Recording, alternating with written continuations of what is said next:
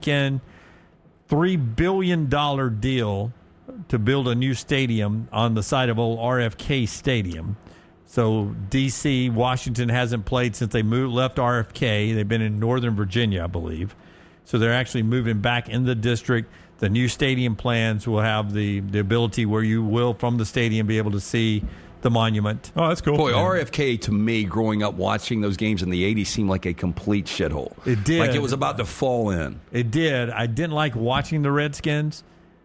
But I never liked them. I didn't either. Never liked them. I didn't like the color scheme. I guess we're not getting that name back, though. No, Me too, you won't get that back. But we did every time we bring up the Commanders. So we're getting that name back. I don't think you're going to. I don't think it's coming back. It's never back. But in that stadium, I loved watching games in that stadium. But I never liked them. I didn't. It seemed like the crowd was on top of it and into it. They were the only NFL team that had a band. It was a baseball stadium. And I think so. They had the big bleachers. I think the Senators actually played there back in the day. The Senators did? I think so. The Nationals did when they first started. They did, right? When they first became from Montreal. And it wasn't that bad a setup. That was the era where they built stadiums like Riverfront, Three Rivers, just cookie cutters, Fulton County. Built for baseball and football. Built for baseball and football. So that was actually a worse setup for football than baseball. Like we've always talked about Fulton County, the worst seat was on the 50. That's right. You were a mile from the action on the 50. But at least at RFK, they had those bleachers they brought out. They did it smarter, it seemed. And during baseball season, had to kill the grass to have those bleachers out. That's good, though, that they're coming back to D.C. Yeah. I mean, I don't really care. But that seems like that stadium seems so old. And a $3 billion stadium. Yeah. I don't know if it's going to have a roof, not have a roof on it. I'll tell you, post-Daniel Snyder, that franchise is on the rise right now. It is. Super Bowl in D.C. at some point. Yeah, I could see it. Big tourist town. LT, you think Super Bowl in D.C. at some point? Yeah. With a new stadium? Yeah, I could see that. I mean, that would be unique. I guess the Capitals won a Stanley Cup, but I mean, when's the last big event that DC Sports has had? Your Nationals won Nationals played a World Series. Did they win that in front of the home crowd? No, they remember the road team won every game in that series, 7-game series. Yeah. I mean, we're going to get one in Nashville, the Super Bowl, because of the stadium when it gets built. You can do D.C. now. It's a weather, it's a crapshoot on the weather in February there. It may be domed. I don't know. Could be. Or maybe what SoFi has started, the open-air covered stadium. Interesting. Just good to be back in D.C. with the Washington team. All right. We're back tomorrow, 9 a.m. Central Time. A lot of great content going out throughout the day at Next Round Live. We always ask you, by the way, to catch up with us on demand if you missed any part of the show. You do that through Apple and Spotify, iHeart, and Google Podcasts. Remember to like, subscribe, follow, and where you can, turn on automatic downloads. That helps us more than anything, turning on those automatic downloads. Do that for us on any of the platforms. Until next time, God bless you and God bless America.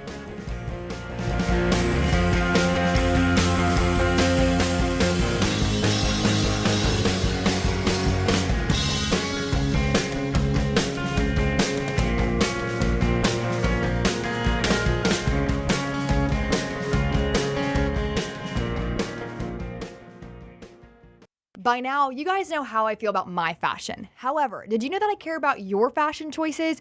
Cargo shorts are out, flip-flops are only appropriate on the boat, and please throw away that stained t-shirt from college. You may be thinking, EG, that's all I own. What do I do?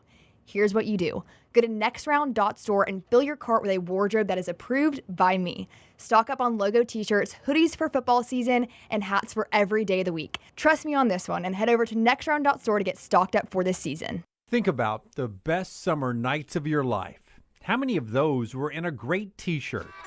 Visit nextround.store to get the perfect t-shirt for the next perfect southern night. Nextround.store. The memories are waiting. Looking to expand your business? Let the Next Round help you. Contact us, sales@nextroundlive.com, and be part of the team. Advertise your product to hundreds of thousands of potential customers on our ever-expanding platforms. The Next Round can take your business to the next level. Join our existing partners in the fastest-growing media space, both live and on demand, while reaching the most desirable audience for your business. Get more information by emailing sales@nextroundlive.com, and one of our team members will work with you to build a plan to take your business to the next level using the Next Round. Take the Next Round anywhere you go with official Next Round gear. Buy yours today at nextround.store. Jim Dunaway, Lance Taylor, Ryan Brown. Live from the Birmingham Racecourse Casino Studios, the Next Round, presented by Bud Light, is on now. Live show now on a Tuesday. A lot of college football to get to, and some swinging doors and doors that didn't end up opening up for Alabama basketball. We'll talk about that. It's hard for me not to go to this story first. All right. It's hard not to go to this story first. And it's if you followed me over my 34-year, 8-month, 6-day career. All right, tell everybody why you've got this number. I knew this was coming up on the air. I didn't know it was going to come out the first minute. He just dropped this number on me out of the blue right before the show. Dave Baker, Buzz, one of the three Daves back in the day, his wife congratulated him Sunday on social media, and on starting his 43rd year in the business. And I was like, God, Dave and I worked together in Lexington, and he seemed like an old man to me then. I was a kid. That's right.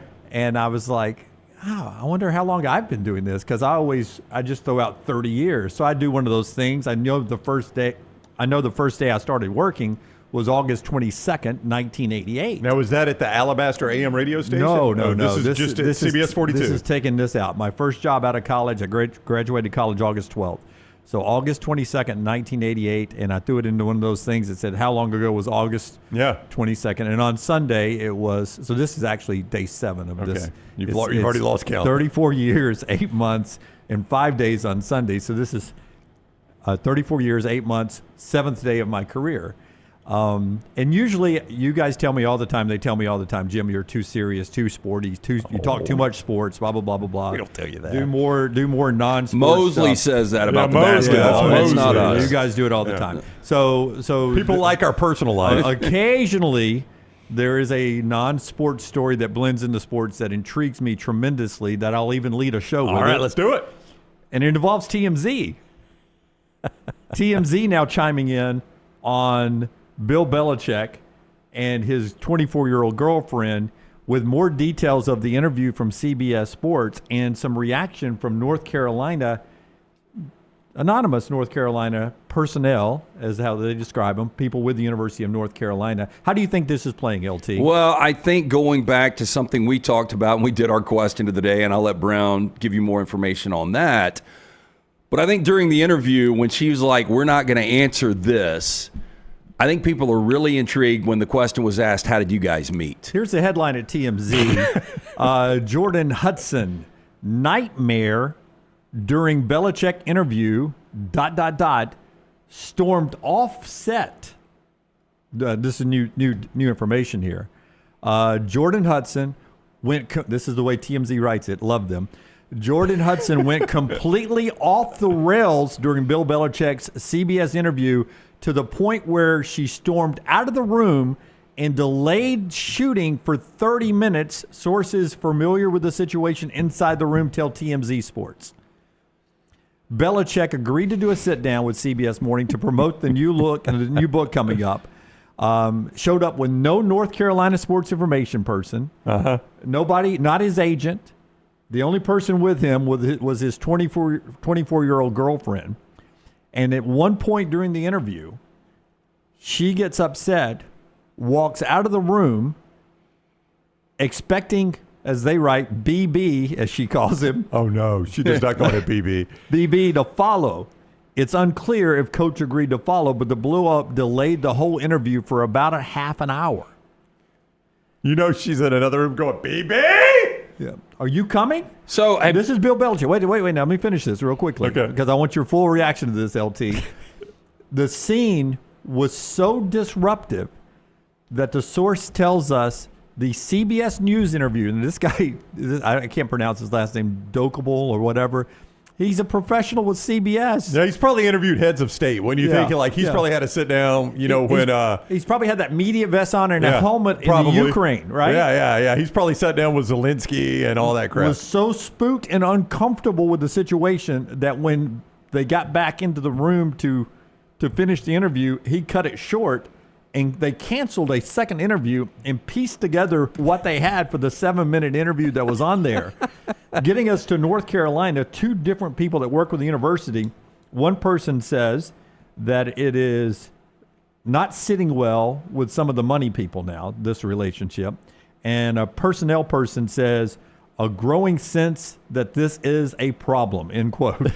A unpack million ways to go. Okay, so this is the same guy that told Tom Brady your trainer can't come to the facility in New England. That is correct. And I forgot about that. I forgot about that. How ridiculous does this seem now? Yep, forgot. I don't know if you guys have seen the movie The Theory of Everything. Eddie Redmayne won Best Actor for this. He portrayed Stephen Hawking. Of course Tyler has. But, Stephen Hawking was a womanizer. Whoa, Stephen Hawking was? Oh, yeah. But I mean, I got questions. I know. But before? Okay. Before and even during, I think. I think if you pull the history, Jeeves, you might be able to go through this a little bit. Weren't there documents that came out that says he was on the island? I don't know if those were confirmed. I mean, his name was attached to it. Do a deep dive on Stephen Hawking. Which always was weird to me, but I'm just a very uncomfortable question. I apologize for chasing a rabbit here. Did everything still work after the thing? I don't know. But here's the go direction ahead. I was going. So Sorry. we went through all these relationships, and he was a victim of elder abuse. And Stephen Hawking was? Yeah. And it's almost to the point, are we really, when we look at this relationship, he's 73 years old now. He doesn't seem to say much about it at all. It's a very weird situation. I'll tell you this, you're never going to call him a misogynist, right? No, I don't think so. So she's dragging his ass around by the ear. She appears to be in control of the situation. So on the sports side of this at North Carolina, you've invested a lot. Oh, they want out. You can into tell. This situation. And I've got him coming up on 4 downs. It's weird because I didn't see the story. You've invested a lot, Jim, and I think most North Carolina fans are still like, I think this will work. I don't know. Is it starting to feel? Even before all this, I think North Carolina fans were I think this will work. Here's the only thing I would say, because, we talked about them kicking off with TCU, and it reminds you of 2 years ago when Deion, his first game as Colorado's head coach, and, everybody was going to be watching to begin with, but I even think this Bill Belichick UNC experiment is so much more fascinating that this chick is involved. Yeah. No, I told Brown earlier, I was like, this is a train wreck, and I'm going to watch it like I jumped onto the Deion thing and watched it early on. It'll be big ratings just to see. Is she going to be standing on the sidelines? Here's what I'm thinking. No, she's got to have a suite. Was it Biscotti? Who was one of the owners for the Baltimore Ravens? That was Scott Biscotti? Steve Biscotti. Yeah. So I had a friend that went to a Ravens game, and they've got multiple boxes up there, ownership boxes, and one of the boxes that they take care of all their clients in, they basically have a DJ in the box during the game. And so it's almost like a nightclub where they're entertaining. During the Ravens game? Yeah, during the Ravens game. This was, I don't know if it's still there or not. Yeah. I remember you said that they that the wives and the put together people are up on in one box, and it was either an elevator or a staircase down. Yeah, and it, like in between plays, this guy's playing music, and during timeouts, quarters, all that kind of stuff. But wonder if she brought all her friends in, and Belichick's got to have a box. He's got to have a suite. Oh, I would imagine. And if it's just packed out with her and her friends and a DJ, it wouldn't surprise me. Oh yeah, we can only hope. So gut feeling on how this is going to work out. Well, here's the gut feeling, and I really think this is how this is going to work out. I believe this is an answer to your question, Dunaway. Is she going to be on the field during games? She was on the field during the spring game, so I'm assuming she'll probably want to be on the field during the actual game. Yeah. I think that was an actual practice. How many people? Okay. How many people saw Lenora? What? Nora, the award-winning film that is one about that a prostitute? Loved. Yeah. Okay. Anyway, she gets married to rich Russian. Right. That video right there, is she a majorette? Does she have majorette boots on? No, it's like knee-high white boots. And again, it looks like a Carolina-colored snakeskin jacket to me. But I've not seen the jacket up close, obviously. Anyway, this chick in Nora comes out of nowhere because she marries this rich kid. I just wonder how many people are digging to the root of how they really met. Yeah. Now that you're right. Once you refuse to answer that question, that's an easy question, right? Yeah. Oh, we met at a party, and it's a boring answer, and it never makes the cut, and it's never a headline. That's right. The worst answer. Park bench, grocery store. You go a lot of different directions. And Belichick can give some dud answers, and you're right. If you give a dud enough answer, CBS is going to be like, this. Never pick it up again. This does not help the interview at all. But for her to stand up and shut down the interview, we're not answering this. We're not going there. Yeah. That does, you're right. The reporter and 1,000 people, including all those that work at TMZ, probably the best investigative arm left in American journalism. And I mean that seriously, because most news agencies don't have the funding to investigate things, and TMZ does, because it's what they do. They are 100% are digging to find out this girl's background and how they met now. 100%. It'll be a story tomorrow. It'll probably lead the show tomorrow. Yeah, and the thing is, she's really, I'm looking at Manti Te'o right now. His was not living and breathing. That's true. It was hard to find his. Yeah. And it was hard to find the roots of that relationship. This TMZ one's found much it. different. Yeah. By the way, we do a daily question at Facebook. Lance, most of the time with it. Occasionally, Dunaway and I will pitch in with our weird minds. Relatively new. Don't feel like you've been missing it for years. Not at all. Not at all. You made it sound like we do a. Yeah. So anyway, we do a question there at Facebook. You can get it. Some of the responses to Lance's question yesterday were, the question was, how did they meet? It's a simple question. Simple question. How do you think they met? Because Bill Belichick wouldn't tell us. Now, there is, a report that they met on a plane. I don't know.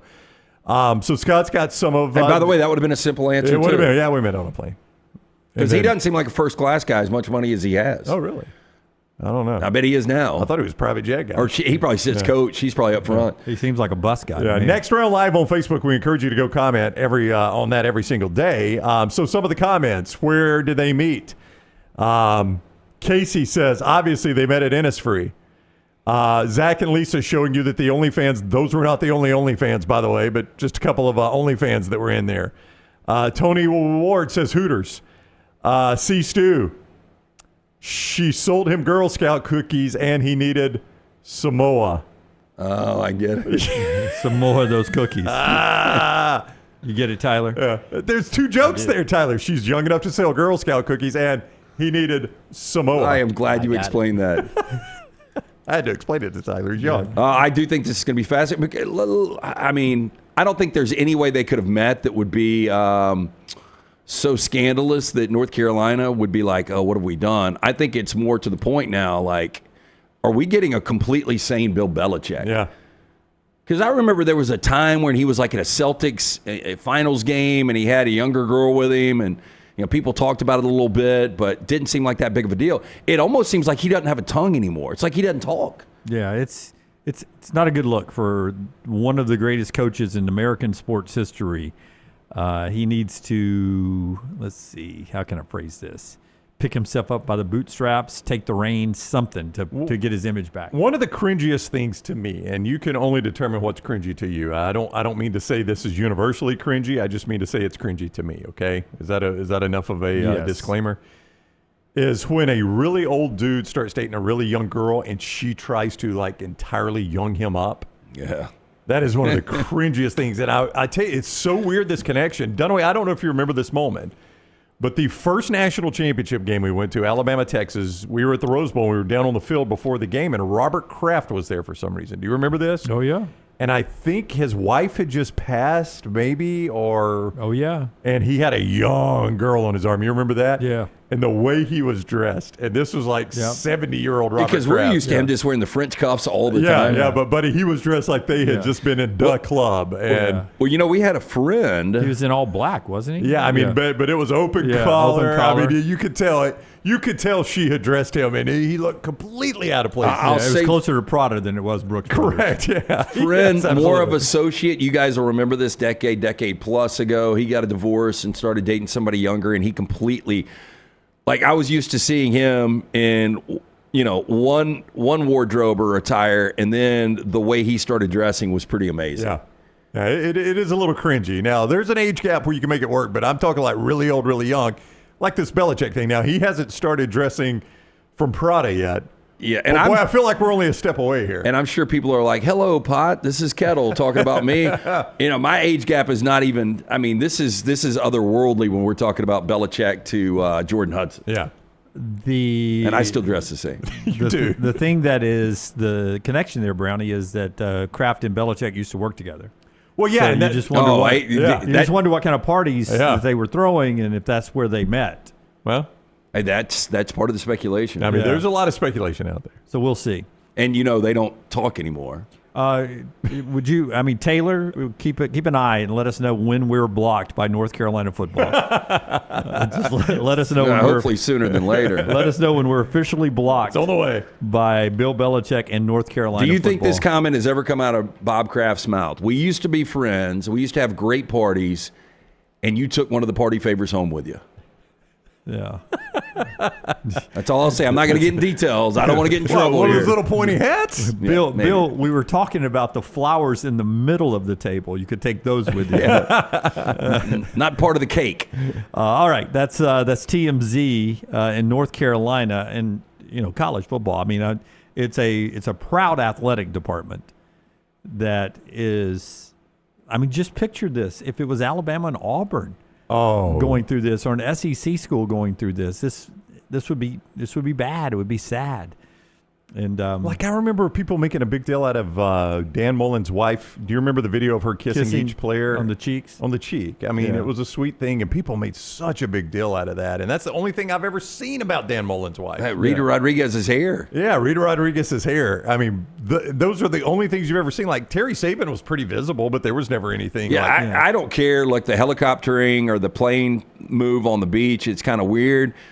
But I really want to know how they met now. That's where I am so intrigued. I'm just worried for North Carolina, and I've got friends who are North Carolina fans who are excited. Bill Belichick, man, I just don't think you have that same excitement level right now. You know who the big winner is? Hubert Davis.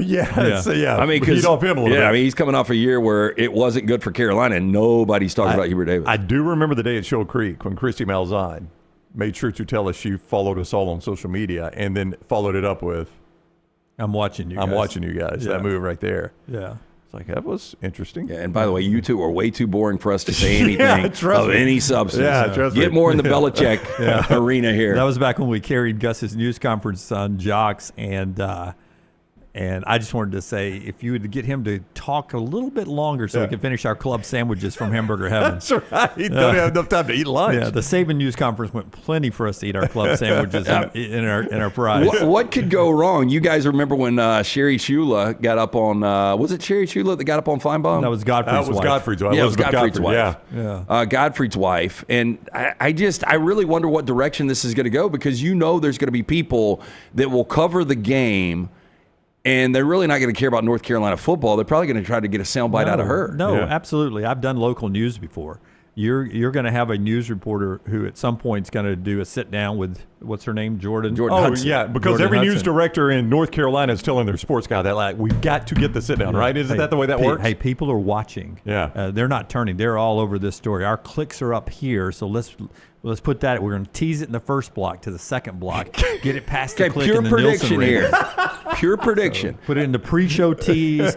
Tease it again middle of the first segment coming up. Jordan Robbins. I think this is a setup for her, because he's not going to give her a ring. I will say that by the end of the season, they are done. And by Christmas, she's on OnlyFans. And it will be well promoted. It will be one of our stories on Trash. Yeah. All right. That's the opening conversation there on college football. We got a little more college football coming up on the show, including in our next segment. Clay Travis will join us. But Andy Staples has his top 25 out after the post-spring portal and spring football. We'll get to that ranking after we tell you about a couple of our great sponsors. That includes a huge event coming up that we're proud to be part of again, Brownie, our friends at Lake Fest. Yeah, LoganMartinLakeFest.com is the website for all the information. You will catch us, by the way, promoting Lake Fest a little bit more Thursday. Buffalo Wild Wings in Pell City, just off I-20 right there. Buffalo Wild Wings, Pell City. We'll be there 5 to 7 Thursday, so come hang out with us and enjoy.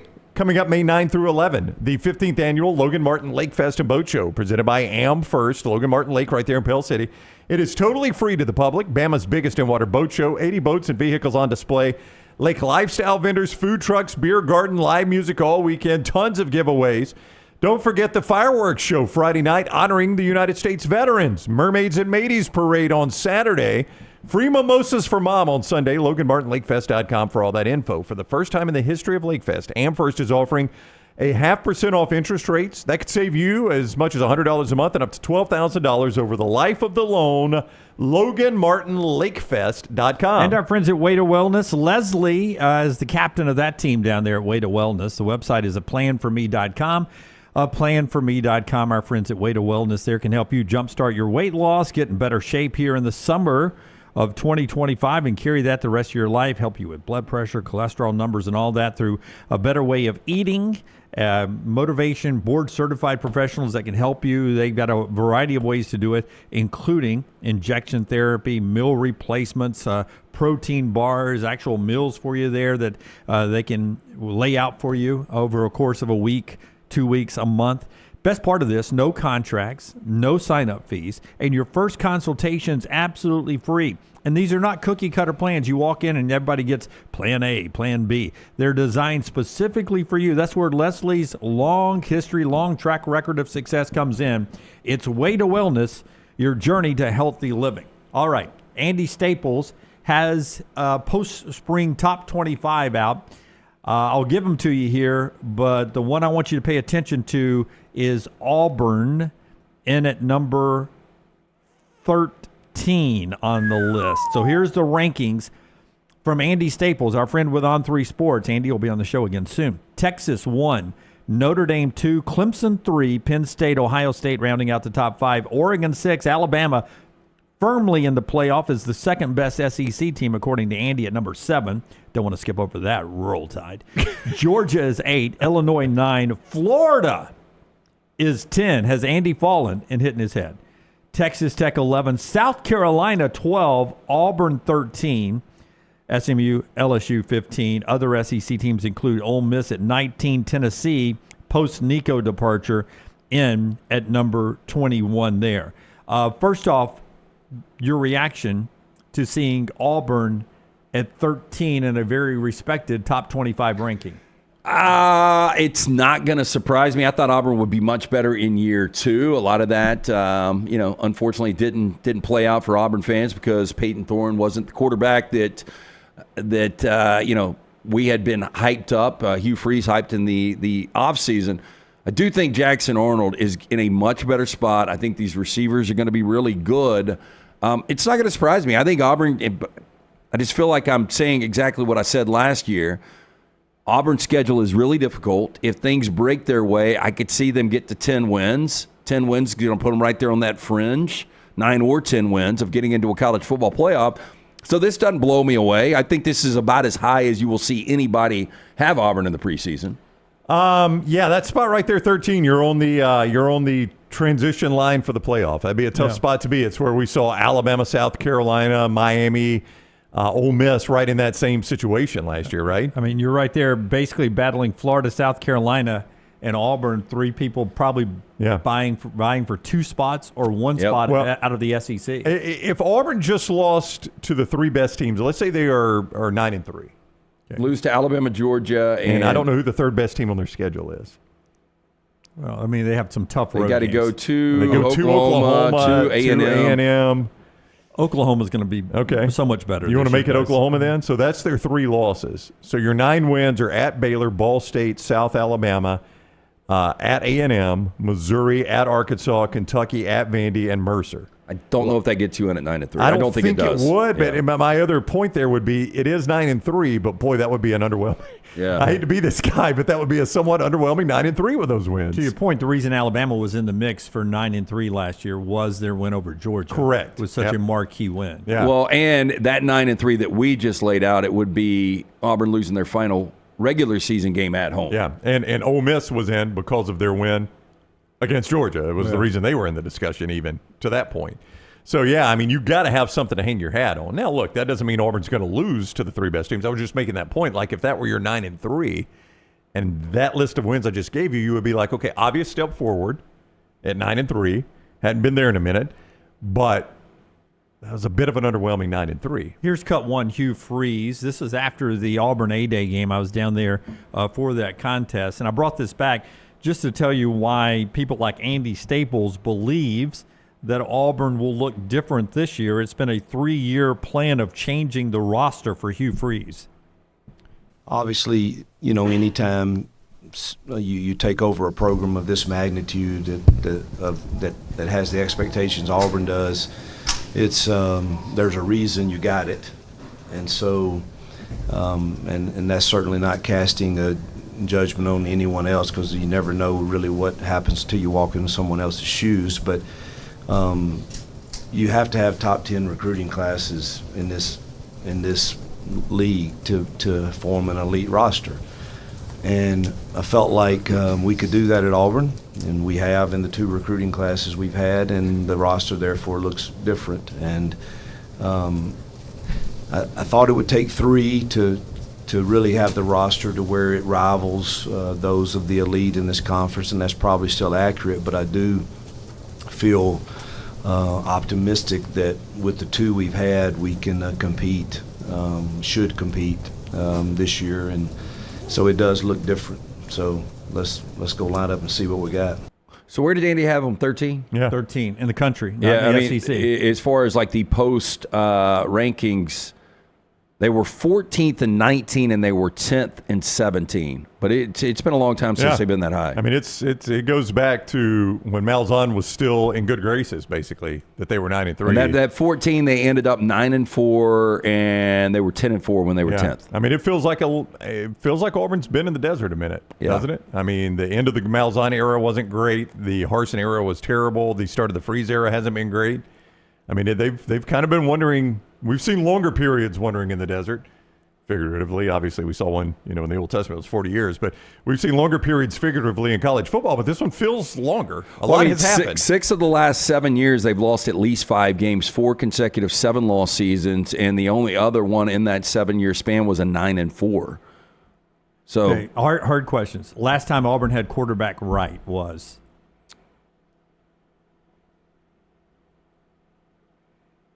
Oh my! Why am I forgetting his name? The kid that played at Baylor. Yeah, Stidham. Jarrett Stidham. Yeah, Stidham was good. Yeah, I mean, I was going to go back before him, but I'll say Stidham was the last time they had it right. Oh, so Bo Nix. Bo Nix. I mean, Bo was so inconsistent. They had to bench him. Yeah, Stidham was better than Nix. Yeah, I mean, Bo didn't blossom until he got to Oregon. I mean, that was the right quarterback, but that didn't mean. Does that make sense? Yeah, really dialed in was Nick Marshall. And then elite. That was 2013 and I know. 2014. And then elite was Cam Newton. Yeah. I mean, maybe Bo Nix. I don't know. Bo was just really inconsistent, unfortunately. If you went through all the SEC teams, is Auburn the last team to really get quarterback right? Because even Diego Pavia. Yeah, even Vandy. Yeah. I mean that's kind of their high bar. I mean, that and Jay Cutler. I mean, just go down it. I mean, Lenora Sellers much better right now than anything Auburn's had. DJ Lagway much better than anything Auburn's had. I mean, I think Lagway will be. I think Brady Cook at Missouri over the last couple of years has been better than Auburn. But on Florida, you can go to Anthony Richardson. Yeah. There have been other guys. Go to Kyle Trask. Sure. Before that, so there have been some good Florida. No, you're probably right. As I go through the league real quickly in my mind, I can't think of a team. Kentucky. Kentucky's never good at quarterback, though. But, I mean, freaking Will Levis got picked in the second round. Yeah, I mean, it was... when we have these discussions, I don't go through the whole SEC. I'd go through contenders, ones that should be contenders. And I put Auburn in the should be contenders category. And of the ones that should be contenders, I think Bo Nix was the subject of coaching malfeasance. They didn't surround Bo with good enough talent. I mean, one year in the NFL, the Broncos have surrounded him with good enough talent and good enough coaching that he was in the playoffs. And Oregon did too. Yeah. So Auburn's coaches failed Bo Nix. Bo Nix didn't fail Auburn, in my opinion. Oh, I don't disagree with you on that. I don't think Peyton Thorne shoulders all the blame for the struggles the last 2 years. He was the scapegoat. Oh, he has been, but I don't think he should be. I mean, now he shoulders some of the blame. He was the quarterback. Yeah, but the last 2, the fact of the matter is the last 3 Auburn starting quarterbacks, if you go back to TJ Finley, had better seasons at other programs. I mean, look, a lot of guys get picked up as undrafted free agents, but Peyton Thorne was at least good enough. An NFL team is going to give him. Now, it is a snowball's chance, but he's getting a chance. There are a lot of quarterbacks that never even get that chance. Who did he sign with? I didn't even see it. With who? Peyton Thorne. Who was this guy? It was the Bengals. Bengals. That's what I was going to say Cincinnati, but I didn't have confidence. Yeah, Bengals. I almost said Chicago. That's where he's from. You think he beats Burrow out this year? I think Burrow's still going to start. You sure? Yeah. We'll bring back Andy's top 25 later in the show with another question. Clay Travis in early with us next segment, 9:45-ish, about midway through the next segment. for his weekly visit with us. Clay and our relationship continuing stronger than ever, and he'll be with us at 9:45. The show being brought to you by today our friends at Bojangles. They get you rolling into another segment of the show here. Jimmy D, it is a great choice at lunch when you pick those Bo Bites at Bojangles. They are the bite-sized, hand-breaded chicken, fried to crispy perfection, perfect for sharing, snacking, or when you're on the go. Just don't call it a nugget. The only hard part, choosing from the 6 dipping sauces, one for every craving: the creamy house-made ranch, the sweet and spicy peach honey pepper sauce.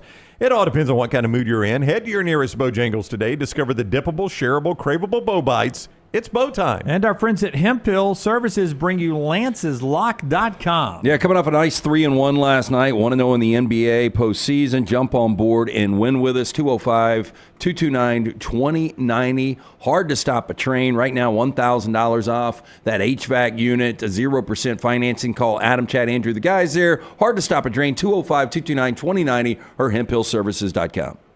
Take the next round anywhere you go with official Next Round gear. Buy yours today at nextround.store. I'm attorney Alexander Shunnarah, Alabama born, Alabama raised, and ready to fight for your rights. I have one of the largest firms in Alabama, and we are here to help you get the compensation you deserve. Call me, Alabama, 323-1000. No representation is made that the quality of legal services to be performed is greater than those of other lawyers. Hey, for all of your IT and printing needs, reach out to our friends at Xerox Business Solutions. Look, I'm still one of those old school guys. I print my notes every single day for the show. If you watch the show here on the Next Round, you see all the notes in front of me. From day one, Xerox Business Solutions, they've been with us here at the Next Round. Local for over 45 years. For all of your IT and printing needs, visit XeroxBusinessSolutions.com or call 205-969-3000. That's 205-969-3000. Follow Next Round Live on Twitter, Instagram, Facebook, and YouTube. The social media team at Next Round Live is dedicated to giving you daily news conferences and practice video from UAB, Alabama, Auburn, and around college football. Follow and compare to the sites you used to visit. You'll also get the latest highlights and news from the Next Round Daily Show. Turn on the notifications so you don't miss a thing. Next Round Live on Twitter, Instagram, Facebook, and YouTube. See more at nextroundlive.com. The Legends of Golf return to Birmingham. It's the region's tradition, presented by Coca-Cola at Greystone, May 14th through 18th. See some of golf's greatest names like Ernie Els, John Daly, and Stuart Sink compete for one of golf's most prestigious titles. 4 days of thrilling shots, unforgettable moments, and world-class golf, all in support of local charities. The region's tradition, presented by Coca-Cola. Get your tickets now. The 15th annual Logan Martin Lake Fest and Boat Show, presented by AmFirst, is May 9th through the 11th on Logan Martin Lake in Pell City. The Logan Martin Lake Fest and Boat Show is totally free to the public. Bama's biggest in-water boat show, 80 boats, lake lifestyle vendors, food trucks, beer garden, and live music all weekend long. There's fireworks on Friday night to honor veterans, a mermaid parade on Saturday, and free mimosas for Mama on Sunday. All by going to LoganMartinLakeFest.com, LoganMartinLakeFest.com. As we all know, there's no off-season when it comes to college football. If you want to stay in the know with all things Alabama, join us over on CoverCrimson.com and get $25 off your annual subscription. We'll keep you up to date and give you exclusive content all the way to the first Saturday of football season on CoverCrimson.com. Hey, there's nothing worse than waking up to a plumbing problem. Don't get caught in a flooded house. Call the guys at Hemp Hill Services. Adam, Chad, and the team at Hemp Hill are the only ones I trust to fix it and fix it right the first time. Hemp Hill Services does it right and always at a fair price. For all of your plumbing, cooling, and heating needs, trust the name that Birmingham has trusted since 1954. That is Hemp Hill Services. Call now, 205-229-2090. That's 205-229-2090. It's Bo time. Tired of choosing between sweet and savory? Why not have both? Introducing Bojangles' new chicken and Bo-Berry waffles. The bold Cajun chicken filet you love, now drizzled with a Bo-Berry honey glaze and sandwiched between two warm waffles. Which means your favorite meal of the day just met your new favorite dish. And lucky for you, it's served all day. But it's only here for a limited time, so try chicken and Bo-Berry waffles at Bojangles today. It's Bo time.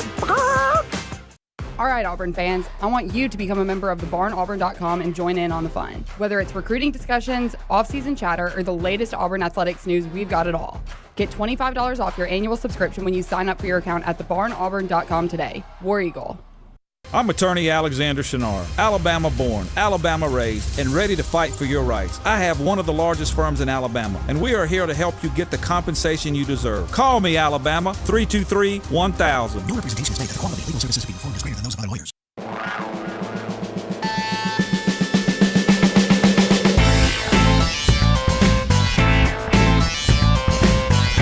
Hey, the viewing menu every day is brought to you by our friends at Michelson Laser Vision. Yeah, make the phone call that I made over 2 decades ago, 205-969-8100. Ask for Amy. Tell her the next round sent you. She is going to hook you up with a hassle-free consultation. You have zero to lose to find out if LASIK is right for you. Dr. Mark Michelson, Dr. Jen Michelson, best in the business, 205-969-8100 or michelsonlaservision.com. All right, so unfortunately, end of the month, so no new releases tonight. But there's a ton of old movies on tonight that are really good. If you tune to VH1 at 6 p.m., you can watch both Ace Ventura movies. They're silly and stupid, but I think they're great. I never saw the second one. I saw the first one. I did think it was so out of whack and so different. I thought it was entertaining, and obviously, it put that dude on the map. Like a lot of Jim Carrey comedies, I liked the first hour, 15 minutes of it, but then I was like, oh, okay, let's end this movie. And everybody thinks I would like it because of the Dolphins angle, but I actually dislike that angle, by the way. That's what I was about to ask. Do you not appreciate that I did not. the Dolphins I did not. That did not make it more appealing to me at all. Not the only movie Dan Marino's been in. That is correct, yes. What other movies has he been in? Dan Marino He was in Bad Boys with Will Smith and Martin Lawrence, first one. He was. He was driving the little CTS Cadillac. Yep. Yesterday we had the Indiana Jones Marathon, Raiders of the Lost Ark, and Temple of Doom. Tonight you can watch Last Crusade and Kingdom of the Crystal Skull if you really want to watch that one. Just watch Last Crusade if you want to watch. Sean Connery, right? Yeah, the Crystal Skull is supposed to be awful? It's not awful. Like, it's not as bad as the newest one. Okay. But Shia LaBeouf is not great. And All right. you can tell in the movie that they were trying to make him the next Indiana Jones in the face of the franchise, and no one was having it. He is strangely a pretty good actor, though. He just never really has found his footing. Yeah, he's never been able to really carry the leading man role outside. Peanut of, Butter like, Falcon, really good. Peanut Butter Falcon is good. And 7 p.m. on Paramount, you got My Cousin Vinny. Oh, now that is Great a classic. It's one of the funniest movies I've ever watched. Love My Cousin Vinny. And that's all I got today. Brought to you by our friends at Michelson LT. 205-969-8100 or michelsonlaservision.com. Really great basketball last night. If you like the old school NBA, Golden State and Houston was gritty. It was chippy.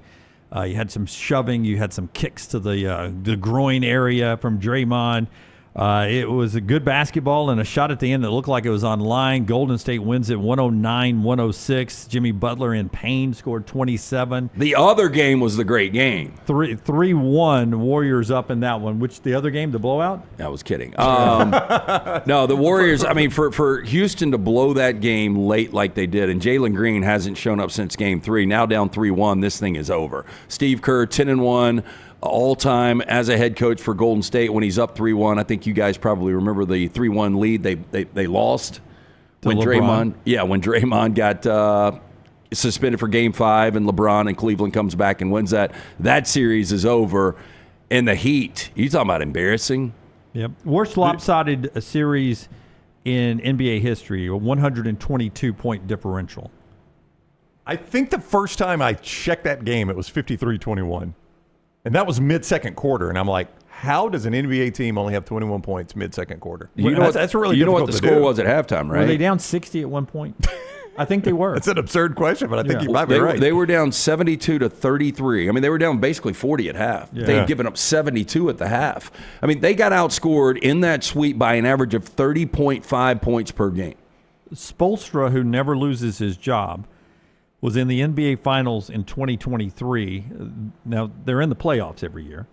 They're 1-11 since Game 2 of the NBA Finals in 2023 in playoff games. So they're 1-11 in playoff games since Game 2 of the NBA Finals in 2023. So the good news is you played 12 playoff games. The bad news is you've only won one of those, and they're a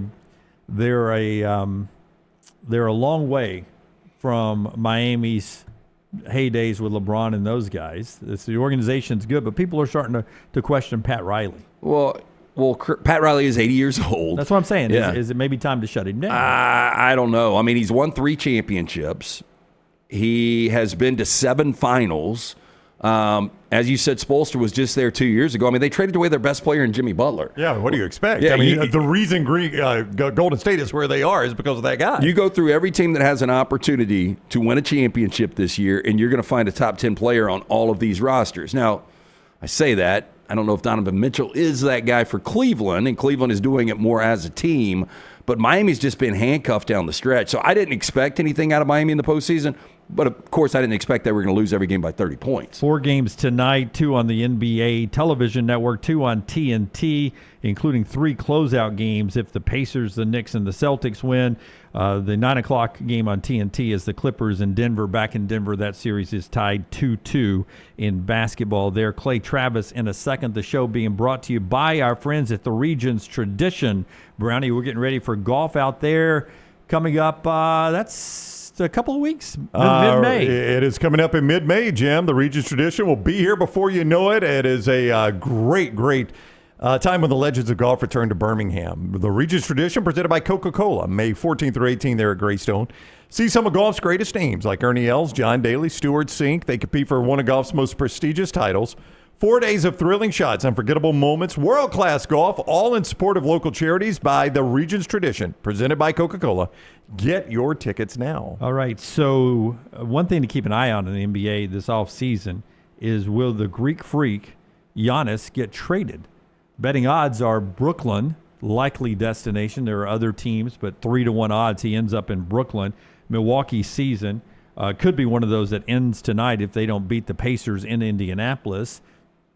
Dame is torn Achilles. It'll be a year at least until he's back.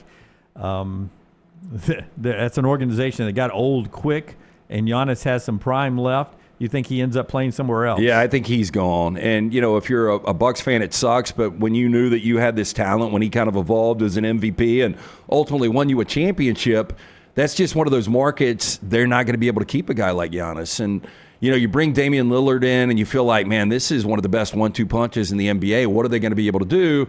And it just never worked out. There was never that chemistry. Now, as you said, Dame is out. He's going to miss all of next year, it looks like. So it's probably time for the Bucks to make a move. I mean, look, you got an MVP out of it. You did get a championship. So, you know, it was good years for Milwaukee, but I think it's a rebuild now. And, Brown, you knew it was only a matter of time, but the NBA, who needs to fix this All-Star weekend, is looking to do, wait for it, what the NHL did and have a 4-nation-style tournament coming up on All-Star weekend. You before that or not? What would be the 4 countries? I was about to ask you, what are the 4 countries? In hockey, it was the United States. Huh? In hockey, it was easier. Yeah, it was easier. So you would obviously go United States. Do we have enough Serbians in the league right now? Yeah, I think possibly. I mean, France? I don't think there's enough. Would you have to go? I think you would just do an all-international team against the Americas. Almost like the President's Cup does in golf, where it's everybody but Europe against the United States. But it's got to be a 4-team. I know, that's the problem. For it to get the excitement you had in hockey. Unless you have America 1, America 2, International 1, International 2. It would have to be USA, Eastern Europe, Western Europe, and somebody else. The problem is who's the somebody else. Like, I don't even know what other nations have enough representation in the NBA to do that. I still don't think it's going to bring any more eyeballs from the United States. Now, obviously, they'd sell this thing out and, you know, you'd make a ton of merch overseas. I've never liked these international things, and I know you guys don't either. I did in hockey, but I'm not a hockey connoisseur by any stretch of the imagination. One fight. Without that fight. No, you're right about it, and it's probably staged just to get people involved. Yep. But the other side of that was, what if the hockey championship had been Sweden versus whoever the other team was? Would not have been as exciting. Yeah, and the you don't political care. background made it a little bit better for Canada and USA for that to work. So much so the hockey folks aren't even going to do it this upcoming year. Speaking of politics, let's bring in the boss man of politics, Clay Travis, and boss talk to man. him. Yeah. Outkick founder, and you see him on Fox as well, Clay Travis, joining us a little early today. You are interviewing the am I supposed to say? Well, I've done it now. The vice president maybe of I should have Orca. asked. I mean, it could be Amazon. The vice president of your local country club there, Clay. How are you today? I'm doing well. Yeah, we got a little bit of a head start here with you guys because we got JD on here in about 15 minutes, or I guess 30 minutes technically. We're interviewing him on Clay and Buck. So anybody out there that wants to hear the VP, that will be at 1 Eastern, noon Central on the radio program. But he's got a little bit of a busy schedule. Sometimes you have to adjust, it turns out, when you're going to have the president or the vice president to interview. So appreciate you guys making time. So, Clay, will you ask him the hard-hitting things like how did Belichick meet his 24-year-old girlfriend? I am gonna ask him. I'll give you a preview, not that one, because I'll give you my opinion here in a sec on that. But I do want to know. I haven't seen him answer. Maybe you guys have. He is a monster college football fan, and not like a fake fan like, a lot of politicians pretend to be, and you ask like one or two questions and you recognize how quickly they have no depth of knowledge, right? Like, if somebody's a real sports fan or not within like 5 minutes of talking to them. But the game, Ohio State Notre Dame, was played on Inauguration Ball night. So I've never heard him answer, like, did he have a guy who's just in charge of, like, letting him know every time there's a significant play, bringing the phone over to him? Because he's going to all these inaugural balls. I know he was there attending all of these, and you have all the functions that you have to go to as VP. Wouldn't you have, like, instead of a nuclear code guy, wouldn't you have, like, a sports guy who's just there? And it's funny because I've talked, a bunch of country music singers, for instance, and comedians that I know now are monster sports fans, and they, like, go dark, during their performances if they have to go on during a big game featuring their favorite team. Most of them do. Other guys, they have the earpiece in, and they're like, hey, just keep the score updates coming for me during the course of the concert or the set, because they can't, and they'll set the DVR or whatever. I just find it really kind of fascinating because, in some way, whoever you root for, I think humanizes you as a person, much like having kids does, right? Whatever other things you have going on in your life, your kids don't care, right? Like, you're still mom or dad. And I think being a sports fan, Trump is a huge sports fan, not faking it in any way. And I think you can always see that. Like, Trump would rather hang out with sports guys than he would, world leaders, which I've always thought is pretty funny. I mean, he just hung out and played golf with Saquon. That's like what he would prefer to do, I think. Yeah, it is absolutely true what you're talking about with even country music stars. Eric Church, I can't remember if it was North Carolina Duke or an NCAA tournament game, but I was seeing Eric here in Birmingham, and the concert went it didn't start for about 35 minutes, and it dawned on me that North Carolina was playing an NCAA tournament game, and I told my buddy, I was like, I bet this concert starts when this North Carolina game's in hand, and sure enough, that's when he came out. That's really funny. I think you're right on both. I think you're right on both fronts. I think it was the North Carolina Duke semifinal game, Coach K's last game. I watched that at home. You sure? I watched that at home, yeah. Right. But I think it was that year. Yeah. And it was an NCAA tournament game, and he was in Birmingham. And I don't think he waited until the game finished, Clay, but he waited until North Carolina had it in hand. And then I told my buddy, I said, you watch, because we were sitting there, and I don't think he does an opening act, if I remember correctly. And I'm sitting there, and I go, man, we were running past start time here. And then he said, well, he's a big North Carolina fan. I'm surprised we're even starting here. And I looked at my app, and sure enough, as soon as that game got in hand, the lights dimmed, the spotlight on, he starts walking out. It was big fan. Well, that's what I would do. And I don't blame him. I don't blame him. Yeah, hell. Yeah. I mean, you got plenty of money. You might as well watch your favorite team play. And your fans, I would just be honest if I came out and said, hey, look, guys, I was a little bit late there. I had to wait and see how the basketball game was going to go, or football. Because I bet a bunch of people in the crowd also are following it on their phones. Well, that's what I was doing. I was watching it on my phone. I would have appreciated him putting it on the big screen, him just sitting on the stage, having a beer, and we all watch it together. Watch to see what happens. I got a kick out of that, yeah, for sure. All All right. So the other question, the Belichick thing. Look, I think, 48-year difference between the two of them. It reminds me of the line from Charlie Sheen from back in the day. People said, like, you're wealthy, you're famous. Why do you pay for sex? And he said, I don't pay for sex. I pay for them to leave. And I don't understand. I understand why anybody is attracted to young women. I mean, it's basic biology, right? And everybody out there who pretends, I don't know why that 50-year-old's looking at that 25-year-old, biology, right? Like, and you know, the whole idea that they're not is a lie, right? The people you should be skeptical of are the ones who claim that they aren't noticing attractive women, I think, because they tend to be the biggest liars on the planet. But having said that, like, it's one thing to have a relationship, but to make it this public and then be upset when details are asked about it, right? When you post him like reeling you in dressed like a mermaid, when you post him on the beach holding you like in a gymnastics pose or whatever that dance pose, whatever that thing is, on your feet, and then somebody says like, hey, how did you guys meet? A big part, for better or worse, of Belichick's story now is that he has a 24-year-old girlfriend. And if I were interviewing Belichick, I think it would be hard not to ask him about that, because I think, short of, hey, what's coaching Tom Brady like? And he's answered that question a billion times. I think you have to answer it. Now, here's the other thing.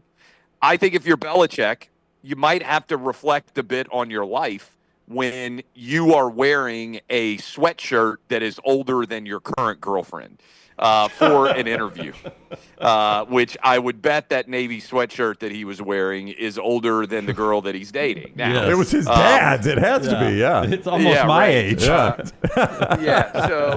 So I mean, I would think at some point that has some reflection. And, I'm glad I got boys. That's all I can say. Because if I cannot even imagine if I had a daughter who was 24 and she brought home a 72-year-old boyfriend to like Thanksgiving or Easter or Christmas or whatever else, I would definitely be like, what in the world have I done to unleash this? So Clay, we had our question of the day, and the most fascinating thing to me, and people are going to keep hammering this, is, in the middle of the interview, how did you guys meet? She jumps up. We're not going to answer that. I don't know why that's a big deal. And, Dunaway or Brown, one of the two, said earlier, if he just would have given one of his boring answers, whether it was the grocery store or on a plane, everybody would have let this thing go. But by her saying, we're not going to talk about that, that becomes a story on its own. If you're just speculating, how do you think these two met? Well, so one, the number one question that any couple gets asked is, how did you meet? So that's not even a particularly unique question, right? If you go out to dinner with newlyweds, or you go out with a couple that's been together for a little while, or you go out sometimes with 50-year-olds. I mean, yesterday in the car, my 10-year-old was asking me about how I met his mom. I mean, this is just like kind of a foundational question, right? So I think that's the fact that you dodge a foundational question. Now, I think she's probably thinking to herself, I don't want myself. This is the way that I think if she were spinning this, she would say, I don't want myself to be the focus. I don't want our relationship to be the focus of this story. And that's why she stepped in. But I think it actually speaks to her naivete and lack of understanding of how these things go, that her interjecting herself into the interview made it a far bigger question and story than if she had just stayed on the side and let him answer all the questions. It also, I think, it's a tough word to say, infantilizes. Wow. You know what I'm trying to say? Yep. How do you pronounce that word? That's a tough one. It's one I never use. Infantilize. Yeah, Infantilize, Tyler? Infantilizes. All right, thank you, Tyler. Yeah, it infantilizes Bill Belichick, who's 72 years old, as if he can't answer a question. I mean, if my wife interrupted an interview that I was in the middle of and said, you can't answer that question, I'd be like, yeah, I would definitely answer the question. And I'd be like, what are you doing getting in the middle of this interview? Which probably would have turned into its own story too. But I think, again, it goes to, I can't imagine my wife doing that. I can't imagine most significant others doing that. And so I think it raises a lot of questions. And you mentioned politics to start. I mean, it starts to make me question, has Belichick lost his fastball? I mean, this is a guy who famously only cared about football, right? You asked any question of him, and he was actually really incredible at making his answer so boring that he avoided creating stories about anything other than the game itself or his team. What is going on here that he is creating this universe? And look, I put up a question because I think the ultimate biggest question is, how does this impact him going forward, right? And what does grandma, what does mom, what does dad, what does 17-year-old high school recruit that he's trying to persuade to go to North Carolina think about this? Now, the answer might be nobody cares about anything in college football but money. So, and whether you can get them more of it than they already have, because we're basically in just a straight capitalistic environment. And if that's true, maybe it's a good time that he got to college football because there's far less of the sort of external noise that becomes an issue going forward. But it definitely raises more questions than just answering the question. Okay, before you go talk to the vice president, one final question. The Saints appear to have said in the draft, we're waiting on Arch Manning or whoever else is good next year. Would you have, and that sucks as a fan, but it's sometimes the right call. As a Titans fan, do you like the Cam Ward pick, or would you have rather the Titans wait for Arch Manning or whoever's best next year? I didn't like any of the quarterbacks in this year's draft enough to want to put my franchise behind them. That's Cam Ward, that's Jackson Dart, that's Shedeur Sanders, that's, insert Jalen Milroe, whatever quarterback's name you want to put in. There were none of them that I watched on the field this year and thought, hey, that's the guy that I'd want to give $40 million to be the future of my franchise. Now, I didn't hate like Cam Ward. It's not like when the Titans drafted Will Levis, you can go back to probably the tape of when I talked to you guys about that. I was like, this is a disaster. This is never going to work. I watched him play. I'm not claiming to be a quarterback expert, but this is not going to pan out. He didn't see the field well. He made poor decisions. I mean, everything that we saw in college translated to the NFL. I'm cautiously optimistic just because I think you have to be, but I've lived through Vince Young, Jake Locker, Marcus Mariota, Will Levis. And so I would love to say, hey, I saw the truth. Cam Ward is the guy. I'm ecstatic about it. I'm not. I think there's probably – this is probably the worst quarterback draft we've seen in modern recent memory, and it stands to reason based on Titans' luck that, of course, they would have the number one pick for the year where there isn't necessarily that can't-miss prospect that everybody's clamoring for. All right, tell JD we said what up, okay? Will do. All right, thanks, Clay. Take care. Founder of Outkick. You see him on Fox as bye. well. He is Clay Travis on the Alexander Shunnarah Trial Attorneys Hotline. And the show today being brought to you by our friends at Odie's, two great local pubs. Tomorrow night, we'll be back out at the original location, Crestline, for Odie's Team Trivia. We do that every Wednesday night. Me, Brown, Will Haver do it a little after 8 o'clock. But every single day, great food from Rodney Davis, the award-winning wings, delicious burgers, great sandwiches, including the Diablo sandwich, those Odie's famous cup cocktails, ice-cold beer buckets full of the Bud Light. Get into one of the two locations for lunch or dinner. Birmingham Institution, it's Odie's Tavern. There is not a sporting event we pretend to care about more than the Kentucky Derby and care less about. The 151st running of the Kentucky Derby this weekend. Betting favorite is Journalism, 3-1. Well, it's dying. Fake news. 3-1. Do you think anybody, any of the networks will be like, finally some journalism on NBC? Yeah.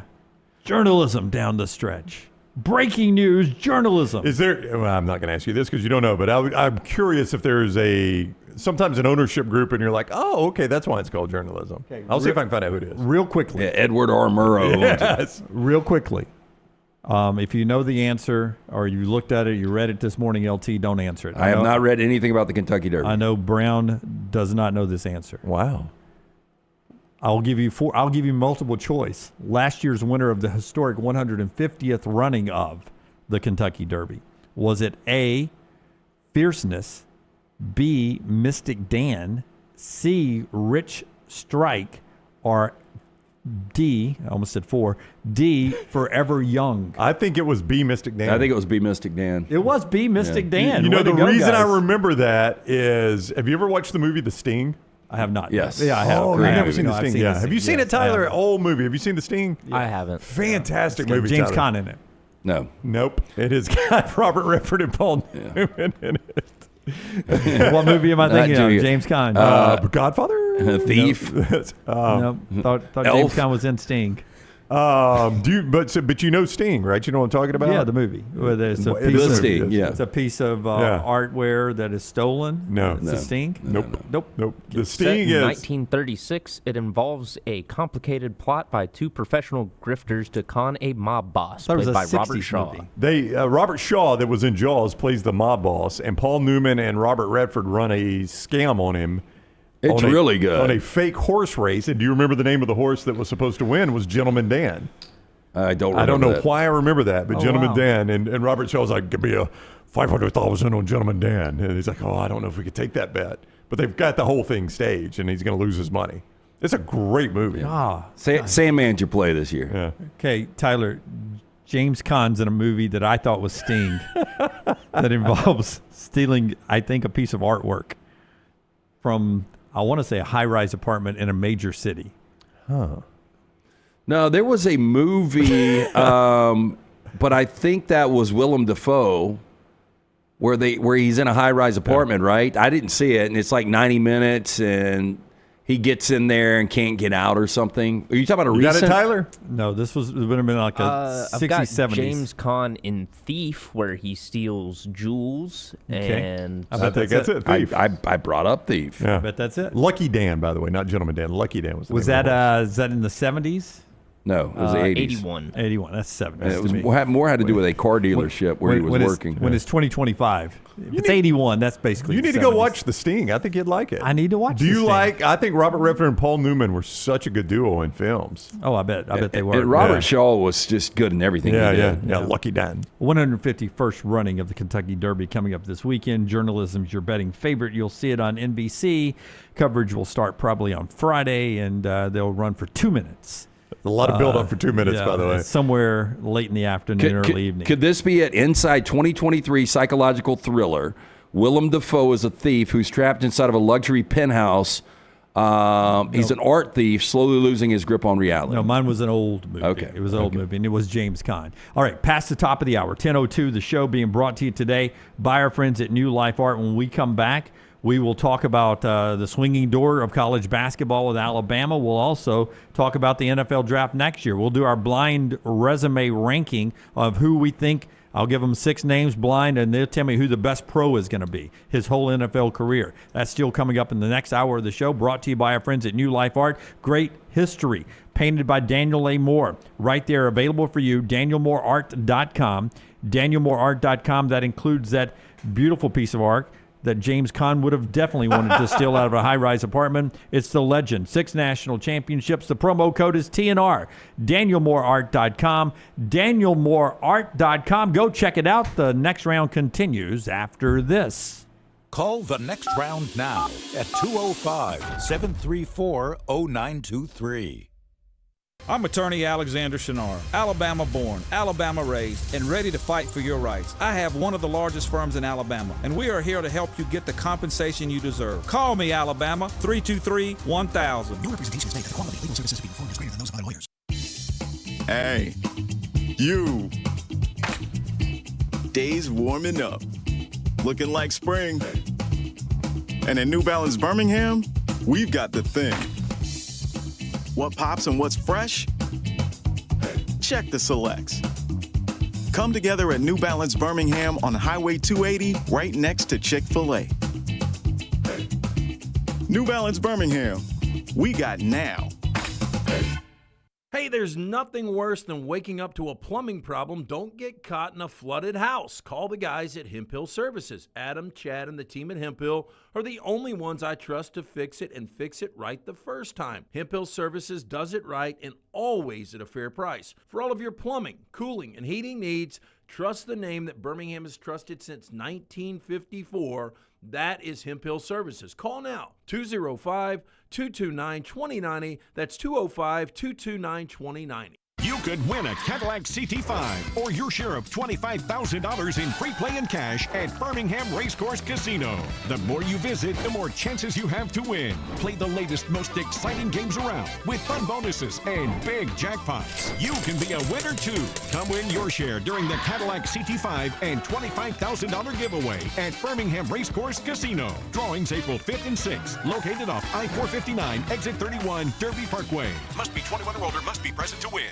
Hey, for all of your IT and printing needs, reach out to our friends at Xerox Business Solutions. Look, I'm still one of those old school guys. I print my notes every single day for the show. If you watch the show here on the Next Round, you see all the notes in front of me.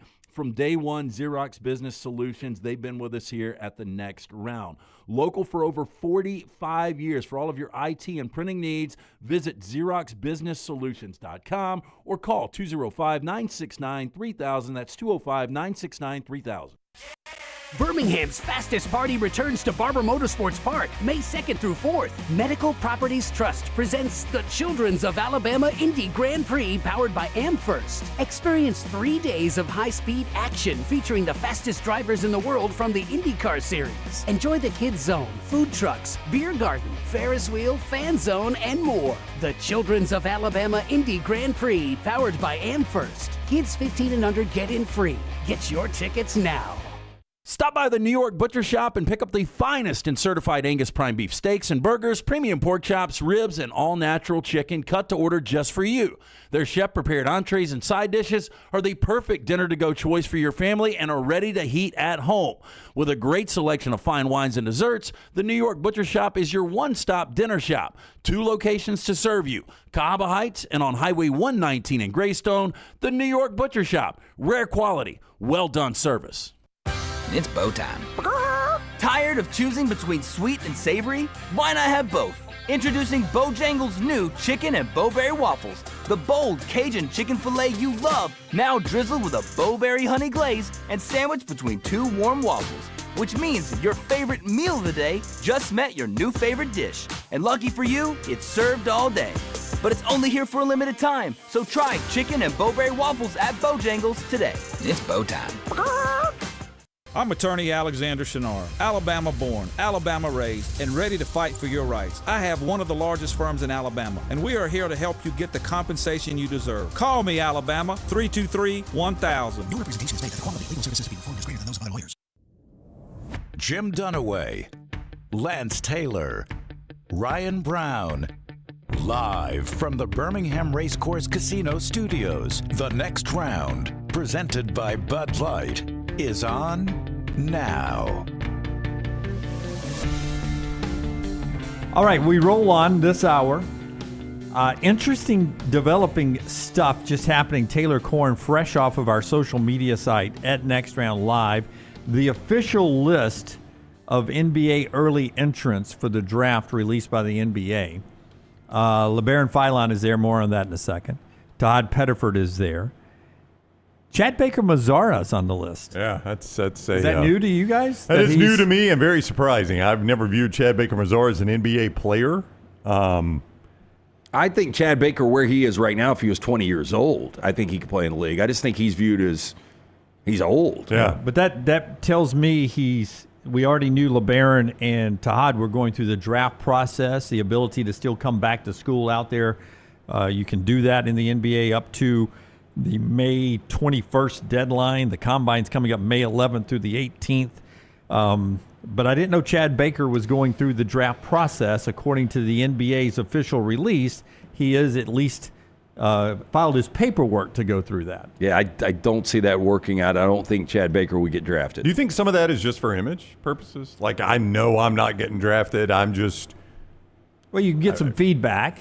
You make can. a financial decision. There's a practical benefit to it, but I just wonder sometimes if guys just do it to show I think I'm an NBA player. When would you not think I'm an NBA player? No, Well, the NBA will tell him The NBA that. will tell you quickly, but I mean, like, he doesn't have to go all the way to the draft. I think May 20? I just said May What'd you say? 21st, I believe. 21st? May My 11th apologies. to 18th is the combine. Yeah. To me, the NFL should do it this way too. Not once the draft starts. You know, it's not that way in the NBA. You can't be in the NBA draft and you start to drop and say, okay, I'm out. I'm going back to college. So it wouldn't have impacted Shedeur Sanders. Or Quinn Ewers. Or anybody like that. But there should be an ability for them to go into the NFL draft, go up to a certain point, and then come back.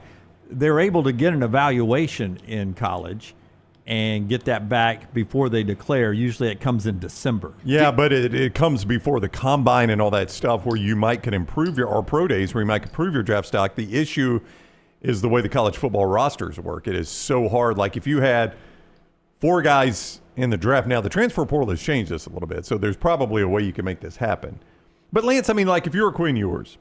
That's what I was going to say. Are there any guys from this year's draft that would have come back? I don't think they would have. Well, if you like Quinn had to have been told there is no way you're going in the top 3 rounds. LT, if he knew that he was going to be a 5th-round pick, Shedeur Sanders would have come back to Colorado and made $4 million in NIL money instead of $800,000. I don't think he would have believed it. I think if anybody would have told, hey, you're going to be a 5th-round pick, he'd have been like, it's impossible. But like if Quinn Ewers had been told, we've got you, I think the way they do it is there's a range, right? I think they do like 1 to 2, 3 to 4, something like that, right? Or 3 to 5. And then we see you in the 3 to 5. Right. I think that's the way they do it. They don't say you're pick pick 5th round. Yeah, you're 144. Yeah, but they're like we grade you. You know, most of the teams we've talked to, or all the teams we've talked to, grade you as a 3 to 5. The scouts grade you as a 3 to 5, something like that. If you told Quinn Ewers we grade you as a 5 to 7, and now he's already left Texas, right, and entered the draft. He's going through pro days and all that, and they still tell him we grade you a 5 to 7. If you're Quinn Ewers, would you have taken that, or would you have hit back in the portal? I would have come back to the portal just for the money he could make. And look, he wouldn't be back in Austin, but I think 85, 90% of D1 teams would take Quinn Ewers as starting quarterback right now. And that's what I was going to ask. If Ewers had hit the spring portal, well, I'm just trying to think back. What would if Darian Mensah can make $4 million at Duke, you tell me what Quinn Ewers can make with any said SEC school. Yeah, I'm just trying to think of what his possibilities would have been. 4 to 8 million. And that's a big range. Where, though? Where do you think? Well, let me say any big school. Yeah. Hey, what about going back to Ohio State? If they're like, I don't know if Julian Sayin or the other kid is going to be our guy. You were here at one time. Ohio State can pay him whatever they want. I would tell you USC. Yeah, or USC. That's a high-profile program. Los Angeles, pay that money. Honestly, the way it all played out, Tennessee would have been his spot, right? Oh, yeah. I mean, if he was there when Nico left. If the timing had worked out. Yeah. If he had gotten out. I'm just saying there's a lot of options for Quinn Ewers. A lot. Oregon. That school has money. And you know what's not going to be an option? Him starting the NFL this year. I mean, he's not going to start in Miami. The program that was rumored to want him, that was going to pay him the most money, was North Carolina and Bill Belichick. Right. Now, he would have been the same age as Belichick's girlfriend. But hey, would that be a scandal if he ended up dating her after Belichick? Pull out your dry erase board. All right. We will do these guys who are draft eligible for next year. There's a reason why I'm doing this, because there is a projection out there that 5 quarterbacks will go in the first round. This blind look into the future, at least our opinion, brought to you by our buddy Alexander Shunnarah, trial attorneys. Donnie, 1 through 5 or 1 through 6? 1 through 6. 1 through 6. All right, our guy Alexander Shunnarah, personal injury attorneys. Listen, that's always go the bigger number with Shunnarah, because that's what he's going to get you. It's not. It's not 1 through 5, Brown. 1 through 6. Go with the bigger number. Well, how about $2 billion done away over the last 24 years? That's a big number right there. That's how much he's recovered for his clients. $2 billion. The one thing he wanted to do was handle any issues community face. You know they handle personal injury claims, but what about claims for fire and storm damage? Yes. Bad drug and device claims? Yes. Disability, workers' compensation, a host of other claims? Yes, yes, and yes. If you find yourself in need of an attorney, call the Alexander Shunnarah Trial Attorneys. You pay nothing unless they win your case. Shunnarah.com. That is Shunnarah.com. Okay, the reason I bring this up, because CBS Sports says 5 quarterbacks will go in the first round next year. In the top 12. They'll all go in the top 12, and one of them is Nico Iamaleava. Wow. And I say bull ass. Yeah, I was just going to say that Arch is going to be one they name. Drew Aller's going to be one they name. I think Cade Klubnik's going to be one they name. I'm going to throw out 5-6 names here Okay. for you. Nico Iamaleava is not going to be one of them good. because I don't think he's a first-round He's guy. not. And I'm not even asking first round here. Who is going to have the best NFL career?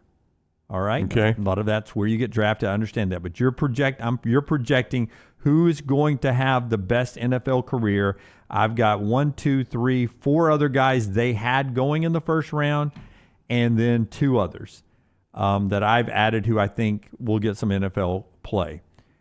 1 through 6, Garrett Nussmeier, LSU. Right now, co-betting favorite to win the Heisman. Co-betting favorite to win the Heisman? Yes. Garrett Nussmeier, LSU. What kind of I don't NFL think I spelled career? his name correctly, but I went 5th with an incorrectly spelled Nussmeier. In I fact, went I'm 5th. I wonder if I got closer to Nussmeier than you did. I know I misspelled it. Nussmeier. I think that's exactly how you spelled it.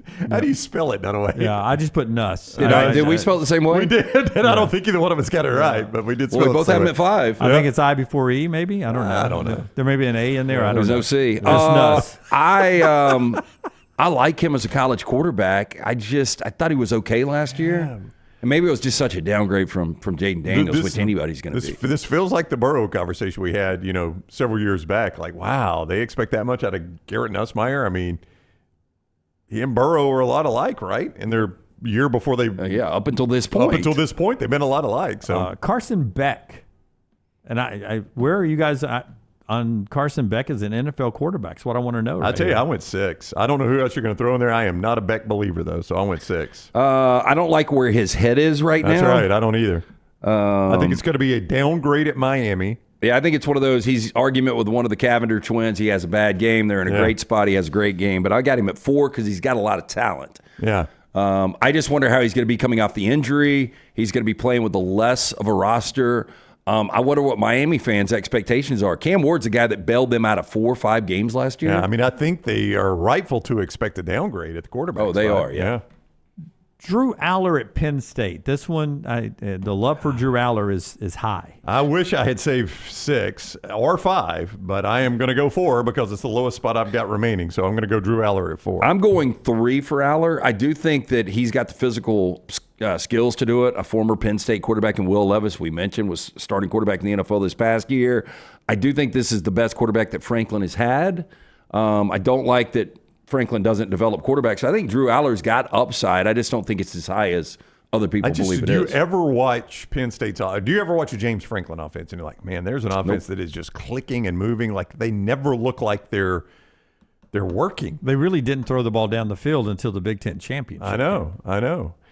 And then there again, look at what they did in the playoffs, and that was Aller, by the way, in the playoffs. And I mean, in that game against Notre Dame. Well, I mean, what would the second half? They were awful. Lenora Sellers, NFL career. Sellers. I've got to go 3rd. I have botched this list. I'm just giving it to you in reverse order on your list. I know 3rd.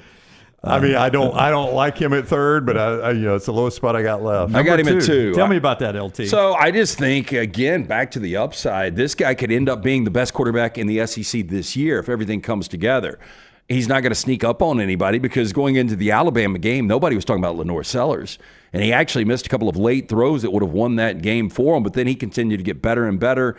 And you talking about just physical, raw talent. I think that is Lenore Sellers. Kind of reminds me a little bit of, oh my gosh, who was the number 3 quarterback for Ohio State that won the national championship? Dwayne Haskins? Shotgun.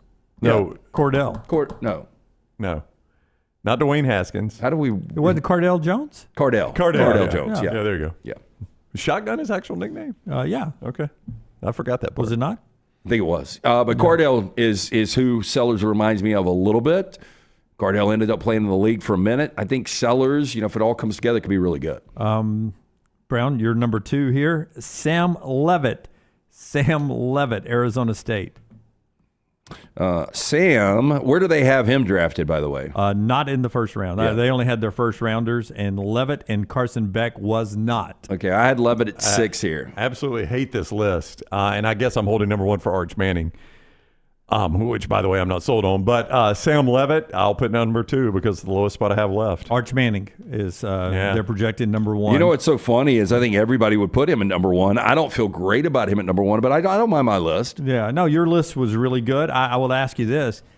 You guys told me that next year's quarterback class was good. Oh, I don't think I told you that. Oh, I think you did. When did I tell you that? The tape don't lie. Go back. You can see Well, all I of our don't know shows, if he's- 941 of them. Find it. I don't know if I've you said said that. it. You might have said I don't like that this one. there are a lot of people that believe next year's quarterback draft is going to be much better than this. No. Okay, that's the phrase. That's it. Much better. I, again, don't remember saying that.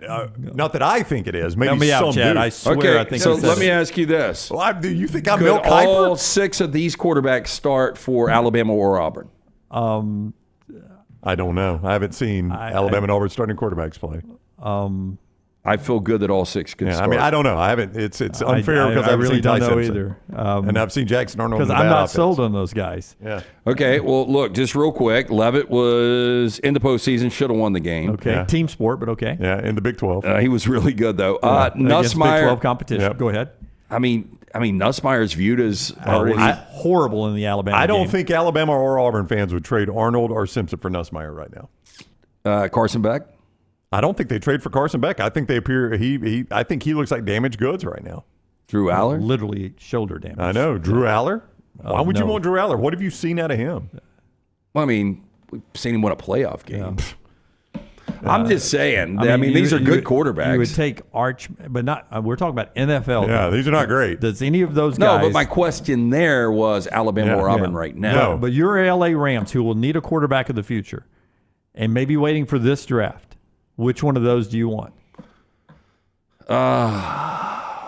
And you got to live with him now for when Stafford retires after next year. You got to live with him for a decade, the rest of your life. I'll tell you the guys that might not the fit, rest of your life, but fit the next bet decade of your life. might be Levitt or Aller. Probably would take a flyer on Arch or All of a LaVoie. sudden, you love it more when it's going to be your Rams. Yeah, I'm just saying he would fit that offense pretty But good. you took a flyer on Arch, is what you did right there, and you're not even an Arch believer. No, I'm not. That's amazing to me. This Manning name, what it does for you. Oh yeah, absolutely. I mean, if Arch, if it wasn't a Manning and this was a, if it was Arch Thompson that were playing at Texas, I just wonder how it would be viewed because. What are you laughing at? You always go, if it was Arch Thompson. But if it was Arch Thompson, you know were what? hiring. I mean, I'm telling Quinn you. Ewers wouldn't have gone to the NFL. I don't think Quinn was comfortable making another move. So I think he rolled the dice by coming out early. Texas for life. Yeah, I think he would have come back 100% if it wasn't Arch Manning. I don't like. I mean, I was already seeing stories. This guy has barely played at Texas. If his name was Shedeur Smith, would you want him as your quarterback? I mean, Hey, if his name was Shedeur Smith, he would have gone a lot higher than gone in the first 155. round. Yeah, probably gone in the first round. The opposite of what Brown usually argues. By the way, Arch Manning and his coach follows suit. Both turned down being on the cover of EA Sports College Football. Smart move. Arch doesn't need that money. Arch said no, thank you. Yeah. Sark said no, thank you. Garrett Nussmeier and Arch Manning are your betting favorites as we wake up this morning to win the Heisman. And Texas and Ohio State are your betting favorites as we wake up today to win the national championship. So the year of Arch is in full swing. We'll see how it plays out. You guys think Arch is this humble, or does he just have a really good team around him? I think he doesn't need the money. Well, I don't think he needs money either, but I think there's a lot of kids that be like, damn, that'd be really cool to be on that cover. Yeah, I think when you need the money, you make different choices. You can be humble and not be out front when you don't need the money. But you're right. There are some people But who Shedeur didn't need the money. There are some people who have Was money Shedeur humble? who want to be out front. To your point, yes. Yeah. I think Arch Manning is either good guy doing it the right way, team sport, blah blah blah, all the cliches, or he is playing into a character that is the Manning name. Team before me, all that stuff. Team before I, da da da da da. I don't need to be on the cover. I've done nothing. It's funny that the Mannings are team before I when they pulled one of the most I-centric stunts in NFL draft history. Yep, 100%. 100%. All right. A couple more college football things to get to after LT tells us about Dr. B. Absolutely best in the business. If you're starting to thin out, it doesn't matter if you're 20s, 30s, 40s, 50s, you want to maintain, you want to grow some hair back. Dr. Beckenstein, best in the business for more than 20 years. Men and women have turned to Dr. B for a range of cosmetic and reconstructive procedures. He will use that experience, his advanced training and genetic testing to help his patients fully understand the procedures they are considering. Call Dr. B today, 205-319-0316, T3hair.net for more information. T3, speaking of, has that new test. It's so easy, painless, affordable, takes 4 seconds to perform. It's going to show which medicines and compounds will specifically work for your hair loss. You pick and choose which agents you want. Men and women ordering Hims, other products online, don't even know if they work. Stop wasting your money and critical time while you're losing hair on treatments that aren't working for you. Come see Dr. B and find out what will work for you. 205-319-0316 or T3hair.net. Hey, by the way, the Pennant Grace is live today at 12:15 with Emily Grace McWhorter and Ush. Braves a winner last night. They beat the Rockies.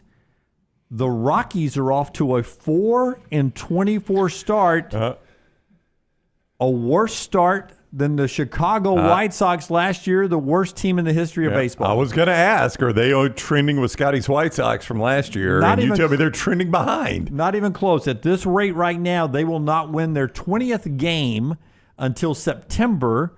The Mets have already won 20 right now. Well, they're already 14 and a half back. They're doing this in the wrong division. And by the way, Dodgers aren't even leading the NL West right now. On the other side of that, as bad as Colorado is, they've lost 7 consecutive games. Braves are getting hot. I actually know a guy whose son is in the Rockies farm system. Yep. And I was talking to him. This was last year, and they've been bad for how long? The Rockies been bad for quite a while. And he's like, they just keep keeping the same roster. He's like, I know I want my son to get up there. He's like, but my gosh, try something different. Yep. I mean, you keep the same roster, and you're terrible. Just some numbers. They're 4-24, worst record in Major League Baseball history. Last year's White Sox, Forrester's team, 41-121 was their record. Right now, Rockies on pace to be 23-139 if they hit that mark, which they will not. But if they hit that mark, it'll be the unbreakable record. Yeah, the unbreakable record. You know, one thing that's funny, when people learn how to bet baseball, everybody talks about money line and they don't understand it. You can bet a run line. And so -1.5. And when you start betting run lines, you see how many games are decided by a run in baseball. Their run differential is -72. They're basically getting outscored by 4 runs a game. Ouch. What's their normal money line? 2.5? No, they put it at 1.5. So it's 1.5 all the time? Yeah, so it would be Colorado plus 1.5, and then you probably plus 140 or 150 based on the way they're playing. But if you right now. probably had bet that for the first month of the season, you're way ahead. Yeah, if you had taken the other team at -1.5. Yeah. And I hope they bring this up on the Pennant Grace today. And I'll bring it up right here for these guys because they're baseball people. I hope they react to this. But the White Sox have their new City Connect uniforms out. And I don't know, this summer at some point, let's go 10 worst uniforms of all time. Okay.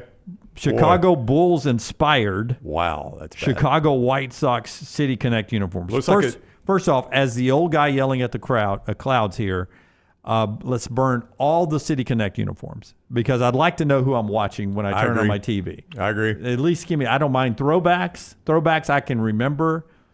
I don't mind new uniforms. This is very Savannah Banana. I was about to say, it looks like a team that would be playing the Bananas. Yeah, it's like, oh God, we got to play that team in our slow pitch softball tournament this weekend? I hate them. I hate them so much. You texted this to me, was it last night? Yeah. And I just sent back, yuck. I would think that 90% hate it, 10% probably absolutely love it. Maybe if I was 12 years old, I would think this was cool. It's not cool. How long ago did y'all use the winged sock? I have not seen the winged sock. Is that an old logo for y'all? I don't know about the wing on it. The sock itself. It's still part of the. It's very Greek mythology. It really is. Yeah. It really is. What was it Hermes. No. Oh, I think he's right. I mean, he might be right. I'm not going to doubt you. Or it might be Apollo. But I just know remember the old athlete's foot? Yeah. That was their logo, wasn't it? The winged foot. Yeah, cease and desist somebody. Get these uniforms. Hermes, all right. Did you see Dunaway, the St. Louis one that just said the Lou? on the jersey. No, Just no. Burn them all. Burn them Burn all. 'em all. These stage dancers for Nelly. The Lou. Burn them off. So Burn what them do you all. guys not like about these Chicago jerseys? Because maybe I'm just not a baseball guy. They're hideous. I see it as just like a cool homage. Okay, again, because look, if you're peeing over here and you're peeing over here, you don't cross streams, right? The Chicago Bulls are a basketball team, and the Chicago White Sox are a baseball team. Don't cross streams. I'm sure there's some marvel way I could explain this to you, but an old man standing out in the backyard peeing on a barbed wire fence, you don't cross streams, Tyler. Yeah. It's basketball, it's baseball. Don't cross streams. That's right. That's right. The White Sox should look like this. This is the look right here. Oh yeah, the White Sox. Yeah, look like the White Sox. Look like the I baseball. do team. like color coordination per city, and I don't know how many cities actually do that, but Pittsburgh. Pittsburgh does Yeah. it. Pittsburgh does it. Tampa does not. No. Yep. Miami does not. Yeah, No. it's just- Most cities do not. LA does Yeah. not. Yeah. But I mean, LA would be cool if they had. I mean, you have the blue and if the everything yellow. was what purple colors gold? do you go with though? The Because Lakers. Yeah, You I go mean, the the Lakers colors. are, But the Dodgers that are would screw up incredible. the Dodgers. That's such a great. Yeah, and the uniform. Rams are great colors. Yeah, I would go with the. I'd go with the Dodgers. I would go with the Dodgers. Yeah. But then you look like the Giants in the NFL. But The Lakers are the one that is the most out, and they're the most liked franchise. But they're the one that's most out of LA to me. To me, LA has blue in it. yeah, I'm kind of with you. Yeah. Like Rams, Yeah. even the Chargers now. Rams, Dodgers, Chargers, yeah. yeah, that stands out. That's different. All right, Pennant Grace today, 12:15. When we come back, college basketball news that involves Darian Reed. He's got his new location, and a little surprising note from Labaron Philon on the Shoes Show with Zach Schumacher, our maker. Labaron Philon lets a little knowledge leak out of his brain. The show being brought to you by our friends at Urology Centers of Alabama. Bad transition. You've got something leaking. Do it. Our friends at Urology Centers of Alabama can help you. Urology Centers of Alabama, 205-930-0920, 930-0920. They've got 16 locations around the area. Find the location near you. UrologyCentersAlabama.com. UrologyCentersAlabama.com. Listen, prostate health, kidney stones, everything in between, vasectomies, leakage, anything. We won't get into the weeds here, but they'll help you. Urology Centers of Alabama, ultimate professionals. Guys, stay on top of your health. It can be life-saving. 205-930-0920, UrologyCentersAlabama.com. Everything Next Round is on demand now in the podcast section at nextroundlive.com. I'm attorney Alexander Shunnarah, Alabama born, Alabama raised, and ready to fight for your rights. I have one of the largest firms in Alabama, and we are here to help you get the compensation you deserve. Call me, Alabama, 323-1000. No representation is made that the quality of legal services to be performed is greater than those of other lawyers. Storm season is here. Make sure you have a plan of action in place right now. Greg from Pell City and Storm Restoration Roofing should be your first call when storms hit. Insurance companies love working with Storm Restoration Roofing because of Greg Nelson's name and reputation in the industry. When storms hit, call Greg Nelson. He's local, 205-542-3531. He's the home of the free no-cost roof inspection. Greg from Pell City on Facebook, 205-542-3531. It's Storm Restoration Roofing. Remember the name Way to Wellness if you're battling weight loss in your life. I'm Jim Dunaway from The Next Round. There was a time I was over 216 pounds until Way to Wellness helped me lose 45 pounds, and now for over 2 years, they've helped me keep that weight off. Here's their website, aplanforme.com, aplanforme.com. That's a great name for a website because there's no cookie cutter plan. Everything is designed specifically for you. No contract, no sign-up fees, and your first consultation is free at Way to Wellness. When you crave activity like we do, you belong in the Roback family. Get the best golf wear, hoodies, and activewear for men and women at Roback.com. Use promo code TNR20 to get 20% off your order. That's Roback.com, promo code TNR20. The World Wide Web is a large place. Find all your favorite people and content in the same spot. NextRoundLive.com is full of wonderful tidbits about the show you know and love. Find our gear, listen to your favorite personalities, follow our socials, and enjoy your trip to NextRoundLive.com. Stop by the New York Butcher Shop and pick up the finest in certified Angus prime beef steaks and burgers, premium pork chops, ribs, and all-natural chicken cut to order just for you. Their chef-prepared entrees and side dishes are the perfect dinner-to-go choice for your family and are ready to heat at home. With a great selection of fine wines and desserts, the New York Butcher Shop is your one-stop dinner shop. 2 locations to serve you, Cahaba Heights and on Highway 119 in Greystone. The New York Butcher Shop. Rare quality, well-done service. It's bow time. Tired of choosing between sweet and savory? Why not have both?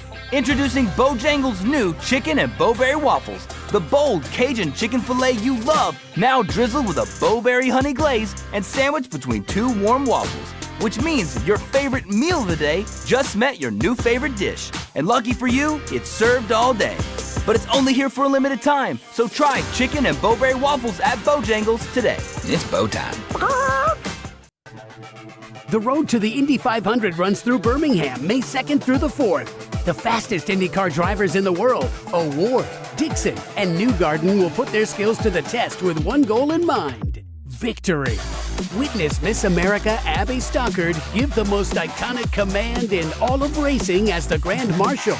May starts here. The Children's of Alabama Indy Grand Prix, powered by AmFirst. Tickets are selling fast. Get yours today. Hey, there's nothing worse than waking up to a plumbing problem. Don't get caught in a flooded house. Call the guys at Hemphill Services. Adam, Chad, and the team at Hemphill are the only ones I trust to fix it and fix it right the first time. Hemphill Services does it right and always at a fair price. For all of your plumbing, cooling, and heating needs, trust the name that Birmingham has trusted since 1954. That is Hemphill Services. Call now, 205-229-2090. That's 205-229-2090. I'm attorney Alexander Shunnarah, Alabama born, Alabama raised, and ready to fight for your rights. I have one of the largest firms in Alabama, and we are here to help you get the compensation you deserve. Call me, Alabama, 323-1000. No representation is made that the quality of legal services to be performed is greater than those of other lawyers.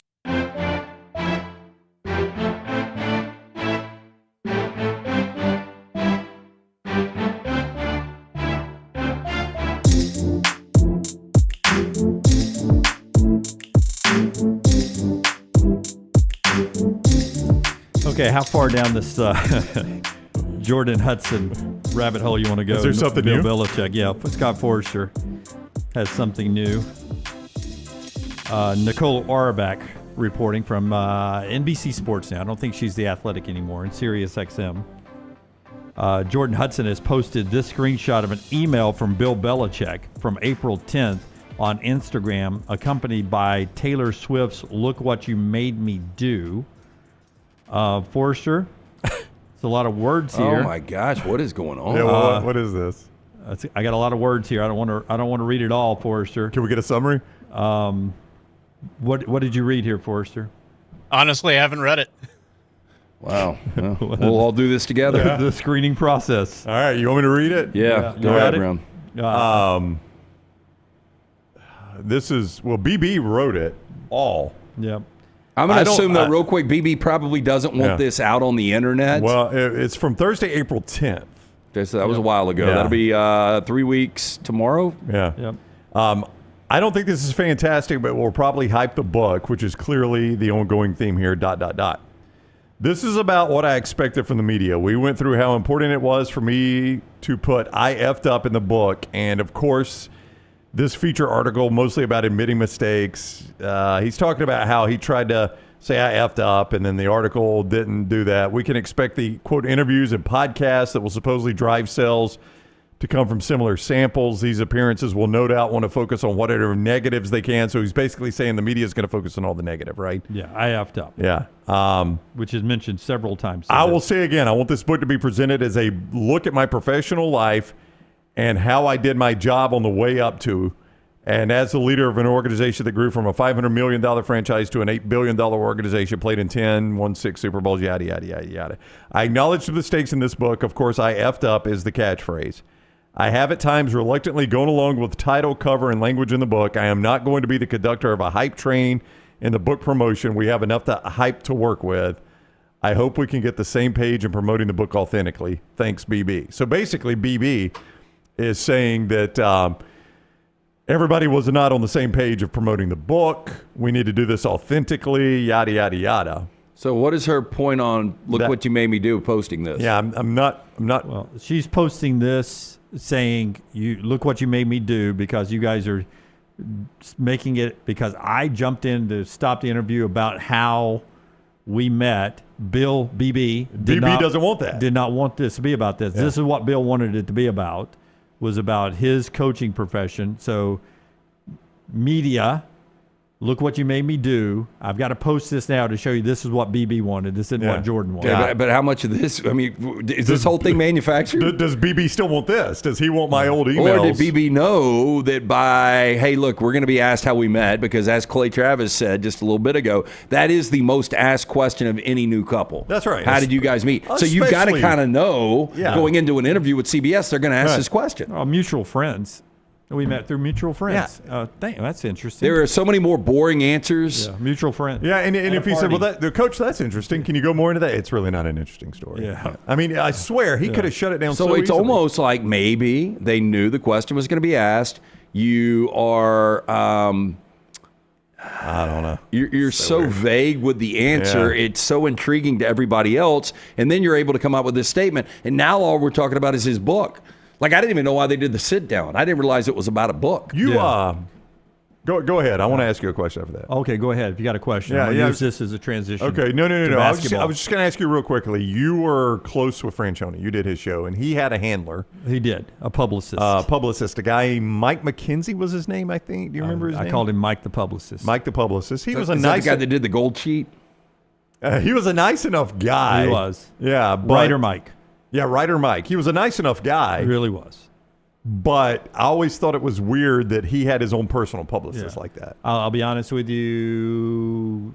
First Dennis Franchione show, Coach Franchione was in another room watching the highlight tape. Right. I've told you the Mike Shula story. First one with Mike Shula. That did not go well. I'm sitting there humming the Auburn fight song because I'm nervous and I don't know what I'm humming because we're having some technical problems. So usually the coach is sitting there with me. Mike and I would always watch the highlights together back when we'd have highlights in the show and we'd have to talk through them. And he would give me some great insight as we watched the highlights before the show. Made me smarter as a football fan. You sat in his lap. And then Show me more, Dad. Franchione watched in a different room. Right. And Mike, the writer, would come in and say, okay, Jim, here's what Coach Franchione would like to talk about. Yeah. And he would give me a sheet. And Mike was not an employee of the University of Alabama. He was a Dennis Franchione guy. Nick Saban, when I did his show, would come on the field after the game and said, all right, let's get going. Like he had no clue what you were talking about, right? Let's get going. He trusted me to ask him some quick questions so he could get back and recruit his ass off upstairs. Like the only play he cared about was the one they break down on the screen, which is always fascinating. He and Chris Stewart do that now. He let people do their jobs. Yeah. He trusted that you were prepared to do your job, and then he was back to recruiting. His basic thing was you make this last about 15 minutes. Yeah. It was I'm getting paid constant motion. Right back up to the recruiting. I'm getting paid a bundle of money to do this. Recruit, down, back to recruiting. That's the way he went, and it worked wonders. But for I mean, him. is this really damage control by her releasing this? This is just more her. Look what you made me do. Indy Grand Prix, the Indy Grand Prix coming to Barber, and we're getting ready for that. They mentioned this in the NASCAR race on Saturday, so Fox must be tied into it somehow. Yeah, I think they've got the Indy package now, don't they? Or they're I don't getting know. it. The road to the Indy 500 runs through Birmingham, May 2nd through 4th. The fastest IndyCar drivers in the world, O'Ward, Dixon, and Newgarden, will put their skills to the test. What about our guy McLaughlin? He's there too. They'll put their skills to the test with one goal in mind, victory. Miss America, Abby Stockard, makes the most iconic command in all of racing as the Grand Marshal. May starts here. The Children's of Alabama Indy Grand Prix, powered by AmFirst. Tickets are selling fast. Get yours today. IndyAlabama.com. That is IndyAlabama.com. God, I forget I did the Dennis Franchione show for a while. I've done a lot in 34 years, 8 months, and 7 days. You have. I've been blessed, man. Before we get to our 4 downs today, which I think LT has for us, I want to tell you basketball news. Alabama missed out on Cedric Coward, 6'6" from Washington State, 17-7 guy. It came down to Duke and Alabama. He ends up choosing Duke.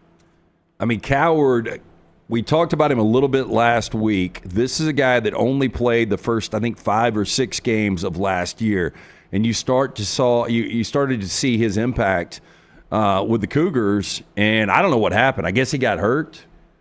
I don't know. I know he's ineligible 17 for a reason. Played 6 games. I don't know if he shut it down, whatever. But I know some of the, like Jeff Goodman and those guys, it seemed like they were leaning more towards Alabama on this. I was a little surprised that it ended up Duke.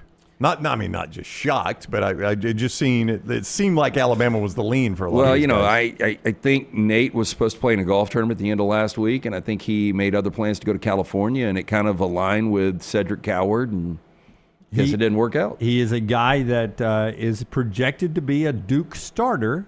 Oh, yeah. And Duke now will not have anyone starting under 6'4". Right. He slides in 6'6", so 6'4" is their smallest starter there. And I would imagine Flag freed up some NIL money that probably got this across the finish line, if I had to guess. Yeah, but that also means some free money for Alabama out there that they were saving for Coward or using with Coward for them to go get somebody. Darian Reed not coming back to Alabama. I'd held out hope that he could land back at Alabama. The 5-star recruit is at Oklahoma. That's where he's going to play his basketball now. Weird place for Darian Reed, but that's where he's going to be. Georgia guy. Didn't end up at Georgia. Didn't come back to Alabama. McDonald's All-American. Going to give it to go at Oklahoma. Keep an eye on Cal State Northridge Keontae Jones, who was at USC, a 6'6" senior. He could play multiple positions. When Chad Baker-Mazara committed to USC, Keontae Jones re-entered the portal. So keep an eye on him. He's a guy that can score some points. Really good. A 38% three-point shooter. I don't know if anybody close by shoots threes and could use a 6'6" person that can shoot threes. But if you know of anybody, let them know. Put them on the radar. Keontae Jones of USC. Buzz Williams' contract at Maryland, how much do you think he's making? I would think that Buzz at Maryland is making $4.5 a year. Yeah, all the previous guy did was bitch about how they didn't have a big enough commitment. So I'm going to guess Lance is right. It's $4 to $5 a year. You guys are good. $5 million a year, 6 years. 6-year contract. It's funny how we label that not enough commitment. Well, $5 million a year. I don't know if you've got on your sheet Spencer Danielson, Boise State's coach, who got his extension. Boise State's football coach, not basketball, but football. Spencer Danielson. You see that number? Yeah, I mean it's going to average out about $2.2 million a year. Which you brought up Brent Key the other day, and I was like, Brent Key making 3.5 or 4 seems about right. I mean, Danielson making 2.2 is low, and especially when you consider the fact right there in conference, Dan Mullen with UNLV, and UNLV has never done anything in football. He's making $3.5 million. Well, keep in mind now, there was some doubt that they could actually pay that at one point. Yeah. I guess they've cleaned that up, but conceptually, he's making $3.5. That's right. That's what he's agreed to make. But I would just think Boise football's got, and I could be wrong, but I would think that they got a little bit of money. Well, they packed their stadiums. Right, so that you at least got good tickets, and you got playoff money from last year. That's right. Their brand, at least at that level, a brand. 2.2 seems low. I agree with you, Spencer Danielson. There, that gets us to our 4 downs. Brought to you by our friends at Bojangles. Is it cookie time? It is cookie time, my man. You finish that lunch or that dinner tonight with that great Bowberry cookie available at your local Bojangles right now. It is Bow time. First down. Those look so good. You know, I had off of that Bow cookie right there. I had a cookies and cream ice cream yesterday after I on my way to poker. I swung by our friends there at Taco Mama in Hoover, and there's an ice cream place next to it, and I went in cookies and cream, and they had real cookies crumbled up in their cookies and cream. Ooh. There's a local place, not a chain, local joint that does a thing called special praline. Do y'all say praline or praline? Praline. Praline. Okay, special praline. I'm an American. I don't know where you're pronouncing it. Do you say praline or praline? I've never even heard someone say praline. Okay, my apologies, praline. everyone. Okay. It's like pecan or pecan. I go pecan. I didn't know that was a thing either. Okay. That was the first praline I've ever heard in my life. Praline sounds like it would also be said that way by the same people who Y'all say need to come out of the back room every now and then. Beacon? But it's good. I've never said all that to say it's good. Never heard praline. My I enjoy apologies. Praline. Yeah, I enjoy it. Praline. First Get out down. of the studio every now and then. They're good. Okay, so we're on first down, right? Yes, we are. My apologies. Better chance of happening, LeBron James wins another championship or Bill Belichick gets North Carolina to the college football playoff. Who is the first part again? LeBron winning another championship. So you guys are facing elimination. Yeah, Wednesday, is it Thursday night? Thursday night, right? Yeah. Yeah. Oh, man. How long Back in L.A. Or Belichick to the playoffs? Yeah. Didn't y'all play Sunday? So that's going to be 3 nights off in this series where you're facing elimination. Listen, I don't think either happen again, but I'm going to say LeBron better chance. See, I think it's Belichick. I don't. Just based on the fact that, I mean, we saw Mike Norvell would have been in a 12-team playoff 2 years ago. Probably should have been in a 4-team if Jordan Travis doesn't get hurt. SMU in a 12-team playoff. I mean, like North Carolina, if they got the right quarterback, can maybe slip in. It depends on how long he coaches. You give me 3 years, I think it's much better chance Belichick. Don't think LeBron ever wins another Okay, one. right now, do you think Bill Belichick coaches 3 years? That's what I was. North Carolina. I don't think I'd take that. Where it's trending right now, public relation wise, do you think he coaches 3 years? Better chance of coaching never than 3 years, probably. Probably so, of packing this in the offseason. Yeah, if I tell you guys they run TCU, interim coach? Yeah, they got an interim coach. I mean, do you think something scandalous has happened or he's dead? I mean, what would have to happen for it to be scandalous? Like what, for Belichick? Yeah, she would have to have a history. Yeah, if she is so embarrassing to the Augusta University? National like North Carolina Board of Regents. If she has a certain occupation and he knew about that certain occupation, that would probably get him beat. I would think, right? Yeah. I mean, I guess. Yeah. I don't know. I mean, he hadn't coached he the was game just yet. calling up certain people. Yeah. Wow. I don't know. Yeah. It's hard to see him coaching 3 years right now. But I don't know if he's going to get enough talent in there to be as good as he wants to be. It was weird you asked this question because just this morning, for some reason, I was thinking about LeBron. Like, if they get eliminated Thursday, there is so much effort that goes into getting ready for an NBA season. I mean, at what point is he just like, I just cannot continue to do and this? I'm not a LeBron guy. I used to be a LeBron guy, but he does put so much into the conditioning, and he busts his ass to be, in peak condition. And when you start to get into your 40s and being able to do that and play with these guys that are 20 years old for 48 minutes, just becomes more and more difficult to your point. And only certain people can do it. And only certain people can really do it at that high level. And LeBron is still one of the 10, 15 best players in the NBA. But I just don't know how much longer this lasts. He's played with his son now. I mean, he's got that behind him. I just don't know. I think Belichick looked at Nick Saban at Alabama and thought, man, he looks like he's having fun. Nick Saban had the best talent in the game. I don't think Bill's going to have that at North Carolina, and I don't think he's going to have as much fun as he saw Nick having. I agree. Yeah, I mean, Bill's having fun. It's just a different fun, right? He's not on the field. He's doing it a completely different way than Saban did his rebuild in Alabama. Second down. A couple of girls here. Michelle Pfeiffer, 67 years old today. Uma Thurman, 55. Michelle Pfeiffer, Uma Thurman. Better career. Two really good ones, both mentioned in songs often. Michelle Pfeiffer in it's a ukulele. Bruno Mars. It's a ukulele song. It's not Bruno Mars. It's ukulele Michelle Pfeiffer song. I'm going to Google that. I can't remember the name of the song now, but it's really good. I think it is Bruno Mars. It's like it's a different guy. Go down the coastline. Uptown Funk is the song I was thinking. Oh of. yeah. I don't know what song. Yeah, I think it is Uptown Funk. The one I'm thinking about. Nope, I'll find it and play it for you guys. I think Michelle Pfeiffer was like considered a goddess for a minute. Yeah. I don't know if Uma Thurman's ever been there. Riptide? Riptide, thank you. Okay, it's in Riptide? Riptide. Yeah. Uma Thurman. The Uma Thurman song is actually named Uma Thurman. Yeah, absolutely. She's an interesting look. Yeah, I can't think of anything I've just loved Uma Thurman in. So I'll go with Kill Bill was really Pulp good. Fiction. Huh? I liked her. said that's because you hate Pulp I do hate Pulp Fiction. I liked her in Kill Bill 2. Not so much in Kill Bill 1. Yeah, Jim's more of a sequel I guy thought than Kill Bill. her acting was better in Kill Bill 2. Michelle Pfeiffer for me. Yeah, I'll go Michelle Pfeiffer here. Though I don't know a whole lot that I love her in. Oh, you loved Scarface, didn't you? Oh, Scarface is awful. Yeah. It is. He's also still considered to be the #1 portrayal of Catwoman. Yeah, never watched that is important. That definitely. I was torn. I was leaning Pfeiffer, but now that Michelle Pfeiffer is known as the best Catwoman, it's not Halle Berry. No, not Halle Berry and not Anne Hathaway either. 9.5 weeks? Was that Michelle Pfeiffer? Nope. Kim Basinger. Oh, okay. Third down. Dangerous Liaisons, Tequila Sunrise. Third down, let's go with this one. Both these next two are going to be really controversial. By the way, you went Tequila Sunrise.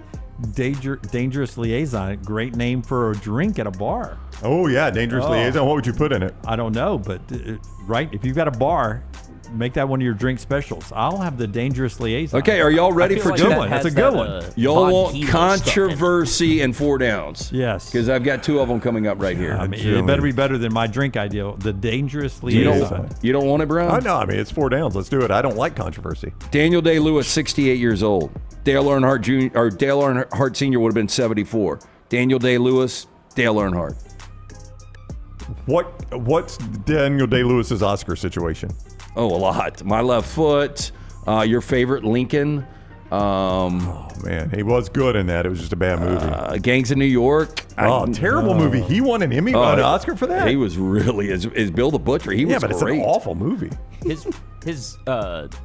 The Name of the Father. Acting was great, but I do not like that movie. Well, it's a terrible movie. I think we all agree. I think some of that's got to play into it. You got to be like, yeah, the guy was good. I mean, like, you know. Well, I'm sure that Earnhardt Sr. probably won a shitty race, right? I mean, what's considered a bad track? Yeah, but he won championships. This is about championships. No, well, I mean, that's what Oscars are about, championships. Yeah, but you have to earn it by being good all year. I'm just saying it's a crappy Hey, and movie. I don't like Daniel Day-Lewis. I think he's a complete weirdo. Oh, I don't know. I think he's a really good actor. actor. I'm going to go senior.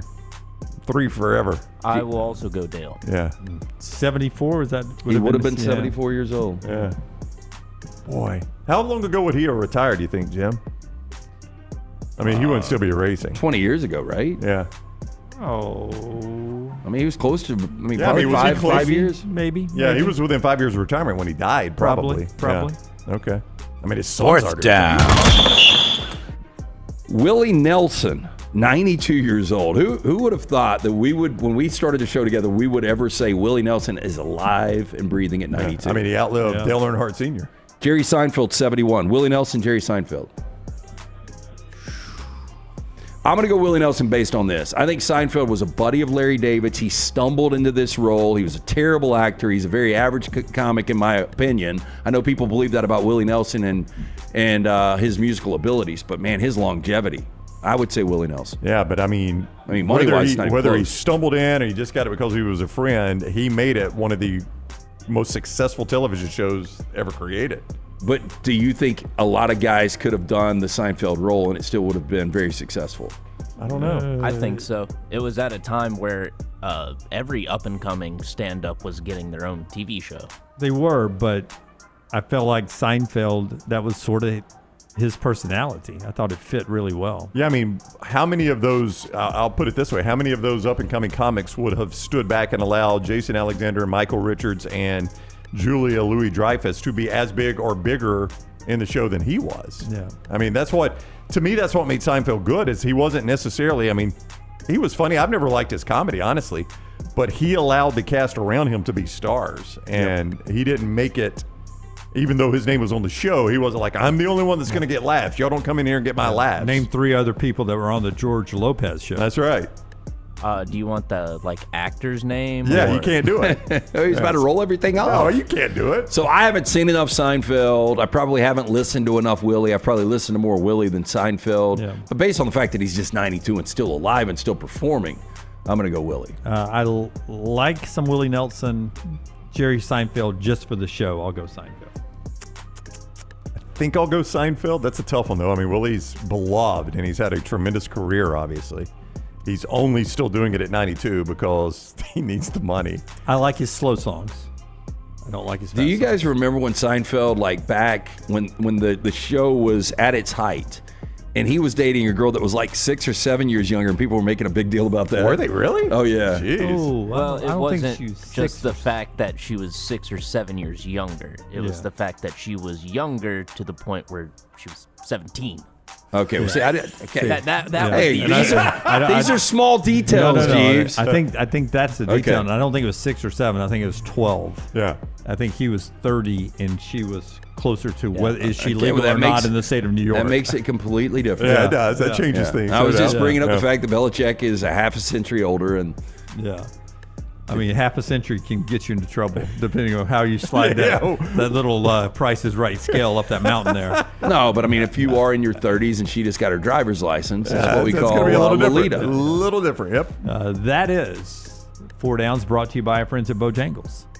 A bow time. My bad. You want those cookies? Q brownie. Yes, thank you. Camera 3 Q brownie. The Bowberry cookies available at your local Bojangles. It is bow time. And our friends at Hemp Hill. It's time for that spring checkup. Hey, it's going to be summer checkup if you don't get on there quickly. Yeah, make sure you do. Make sure the AC unit is ready to keep up with this changing weather. Right now, our friends at Hemp Hill Services, $1,000 off the HVAC units plus 0% financing. Call Adam, Chad, Andrew, the guys there.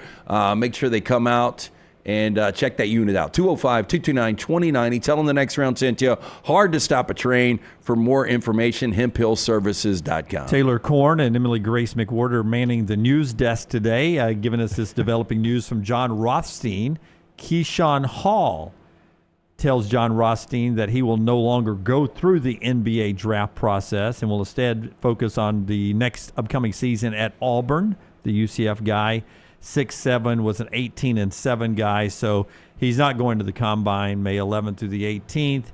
He's not an early entry into the draft. You saw that list come out earlier, did not have Keyshawn's name on it. He is straight to Auburn, straight to work, and that from John Rothstein this morning. Get more details at Next Round Live. Like, subscribe, and follow there. Don't forget to go get your podcast if you miss any part of the show, Apple, Spotify, iHeart, and Google Podcasts. And as Sarah likes me to remind you, it helps us tremendously when we follow, subscribe, and when you turn on your automatic downloads. Those automatic downloads, so important to us. If you like helping us out, go to Apple, go to Spotify, iHeart, Google Podcasts, and turn on automatic downloads. You'll be helping the guys out right here. We've got another hour coming up right here on the Next Round. Follow Scott Forrester on Twitter at ScottForresterTV.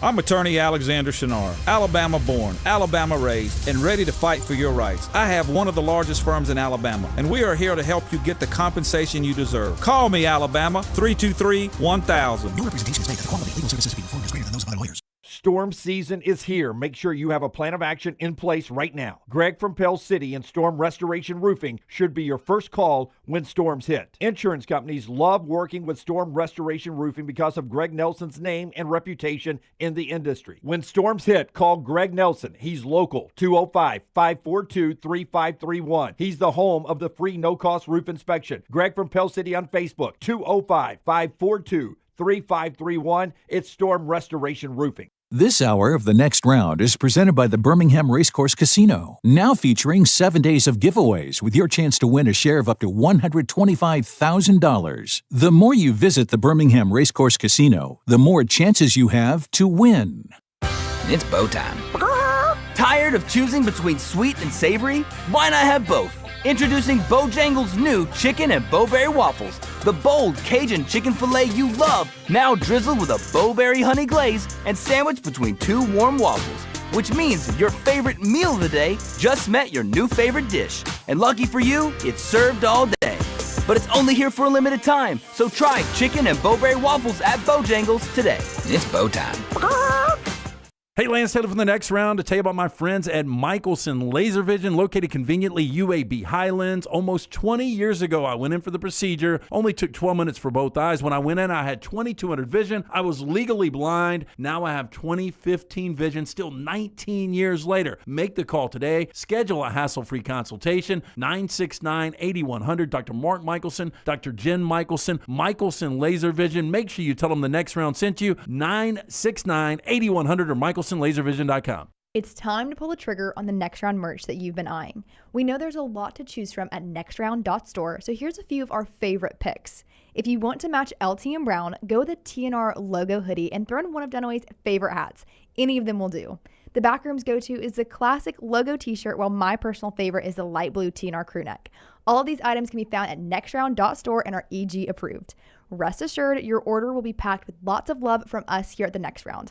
Head over to nextround.store to start filling up your cart. Hey, let me tell you about our friends at Urology Centers of Alabama. Compassionate and comprehensive urological care with 35 physicians, 17 locations across Alabama. Their patient-centered approach to all of your urological needs. Remember, they've got that new men's health center. It is beautiful, helping men with a wide range of sensitive male issues in a comfortable environment. You can always go online, visit urologycentersalabama.com, schedule an appointment with one of their many urologists today.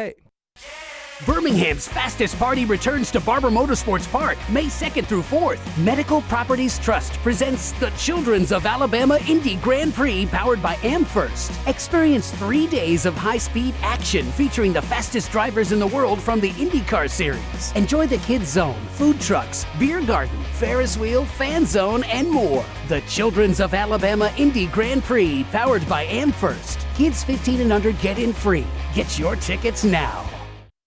Twin Peaks is the best in the game. Here, you're in the red zone for every college rivalry and divisional matchup all season long. I mean, where else are the scenic views as good as your view of the game?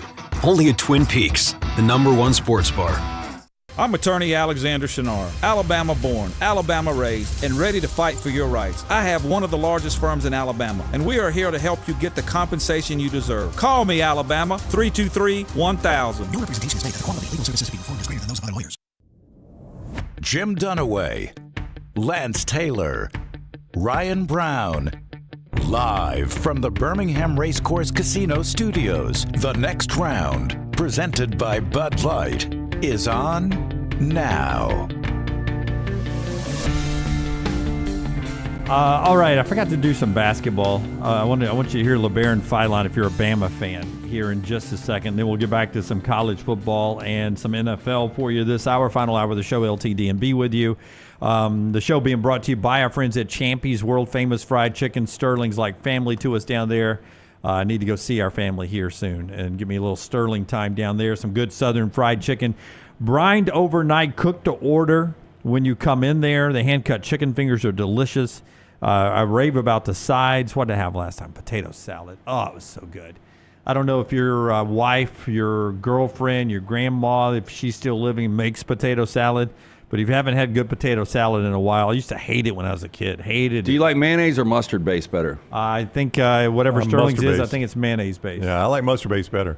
I don't think I do. But you know what I like is baked beans and potato salad together. Do you scoop those together? I don't. That's good. In my spot for Champy's, though, I'm going to choose the Champy's potato salad better than the mustard. Well, I don't care. I'm just saying any potato salad with baked beans is good. Champy's chicken, also with those Mississippi Delta recipe tamales, right there on Highway 119 in Alabaster. In my opinion, the best fried chicken, the best meal you can get in town, especially if you got some Yankees in town, you want to show them Southern cooking right there. Highway 119 in Alabaster. It is Champy's Chicken. Go check them out. Labaron Philon, Alabama one-year player, a McDonald's All-American, potential first-round NBA draft pick. He is going through the process right now. Combine coming up May 11th through the 18th.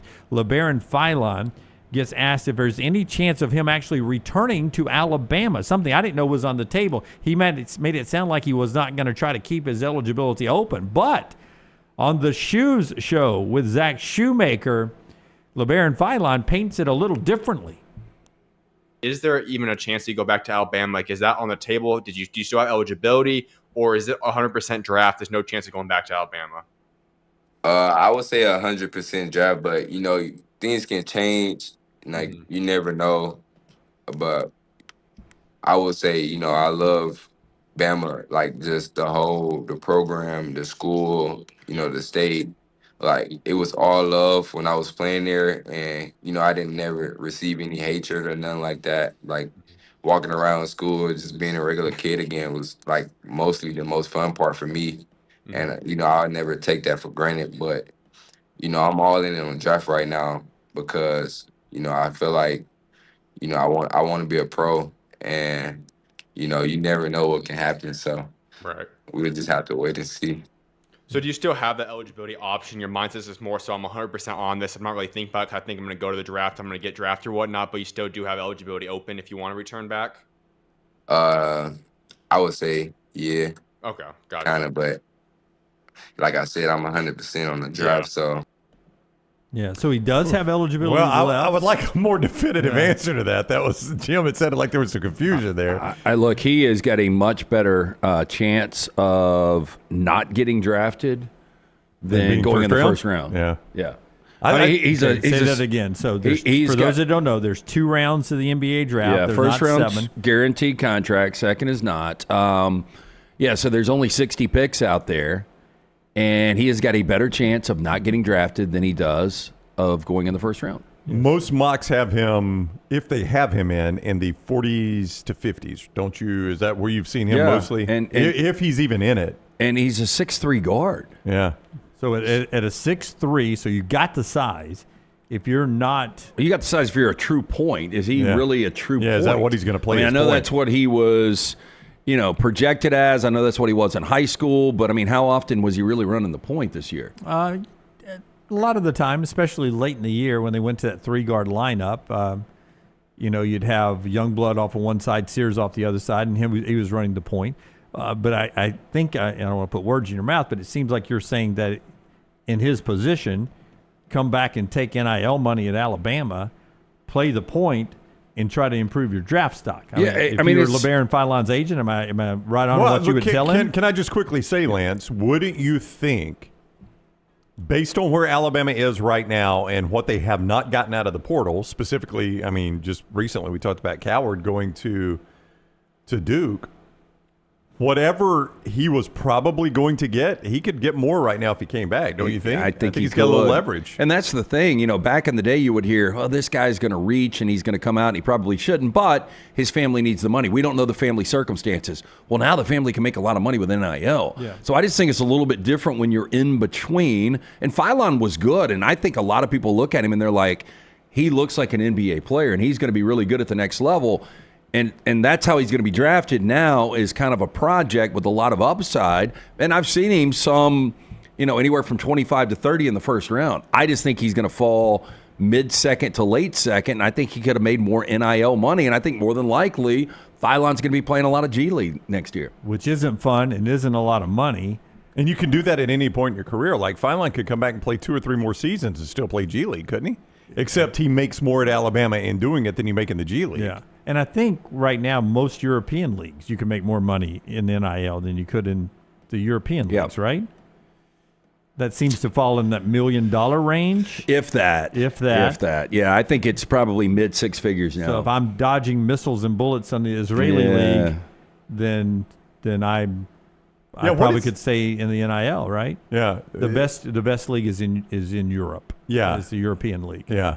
It's the highest paying. Yeah, by the way, the NBA is flirting with starting a European league that the NBA would own because they're not happy with the way the European league is running things over there.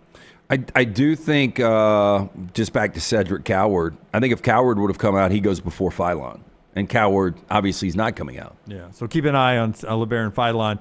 A little ambiguity there on whether or not he still has eligibility, and we'll see what May holds for him. And Todd Pettiford, who's got to make a choice coming up. Keyshawn Hall, as I told you before the top of the hour, has made his choice. He is on his way to Auburn, pulling himself out of the NBA draft process. It is being asked in the chat room, so I got the answers. Go ahead. Okay, no, I know is it the answer. Basketball related? Yes, I know the answer, Jimmy Basketball, Jimmy Hoops, but it's being asked, what is the eligibility issue?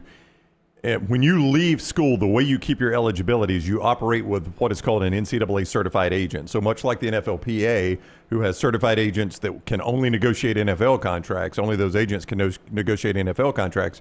The NCAA has certified agents. The way I understand, you may understand more than I do, they've got certified agents that operate and keep you eligible. They meet the criteria to keep you NCAA eligible. Yeah.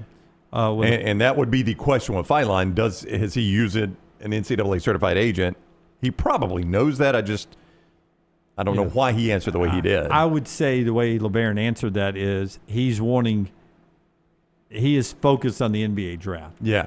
And if this ends up not going the way I want, I will come back to Alabama. But you keep asking me this question, cool sweatshirt guy, that I'm telling you I'm focused on the NBA draft. Right. But I love Alabama, and I could still come back to Alabama. Right. But I'm focused on the NBA draft. Do you have eligibility left? Well, I mean, yeah, sort of, but I'm of, focused on the but- NBA yeah. draft. I mean, his eligibility is 100% determined by whether he's using an NCAA certified In the old agent or days, not. it would be whether or not you accepted money.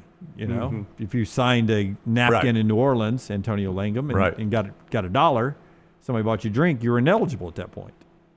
What is up with that sweatshirt? Yeah, it is an that interesting is- choice. Because it's not like it's got every logo. It doesn't have all 30 logos on And it, it's right? off balance, too. It's Yeah. like one half has no logos. Yeah. Now turn them all upside down, and you got another sweatshirt. And Labaron is doing his best Russell Westbrook. Well, the glasses and the hat? Yeah. Yeah. Yeah, but I can tell by the reflection, those glasses are needed. Oh, you think so? As a guy who wore fake glasses for a while, those are needed. One more basketball thing, and then back to college football.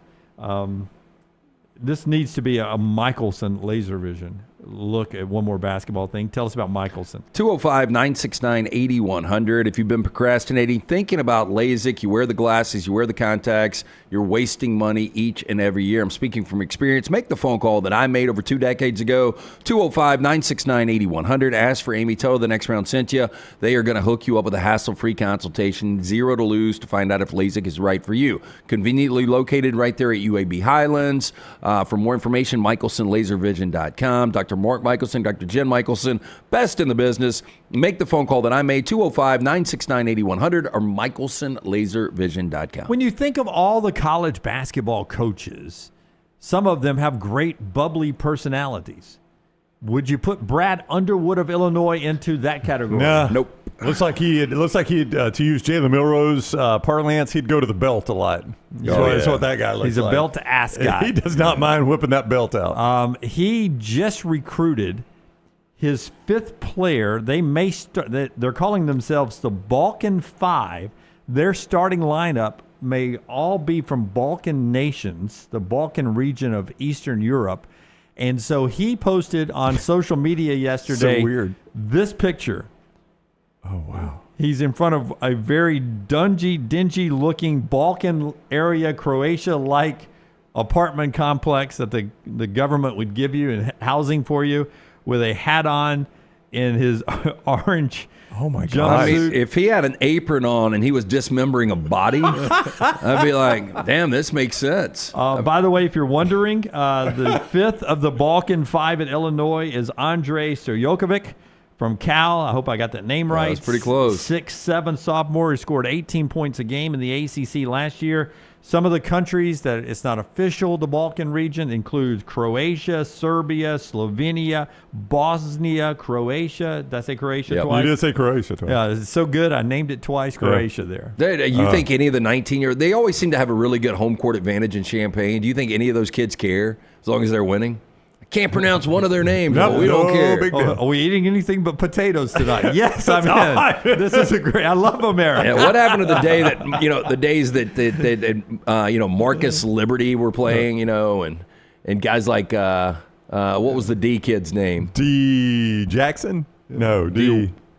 Brown? D. No, Brown. Yeah, It was D. Brown. Hey, can we see the photo again? I swear. I mean, if I tell you that's a guy that a bunch of people have to kick a percentage up to, he 100% looks the part, doesn't he? He's playing. That's what he's Oh, playing. I know. Right there. But I mean, I'm saying he 100% looks the part. With the hair, though, he looks Eastern Bloc with that face. Well, the hair, he's got a hat on. I don't think you can tell. I think he has a hat on. Yeah, it One of looks like flat one of hats. those. Yeah. Yeah. I don't know what they could. Tam O'Shanter is what they call him, I think. Yeah, the Balkan Five. Yeah. And But if he's got a lot of star tattoos, I believe it. When you're from that part of the world, when the shot clock buzzer goes off, do they dive under things and think it's a bomb scare? Wow. Just a shot clock, guys. Everybody. Let's do the spotlight here. Do a little college football. Tyler, if you can give me that spotlight, just hit it whenever you're ready, and we'll get to it. The College Football Spotlight. It is the Shunnarah Spotlight, presented every day by our guy Alexander Shunnarah, trial attorneys.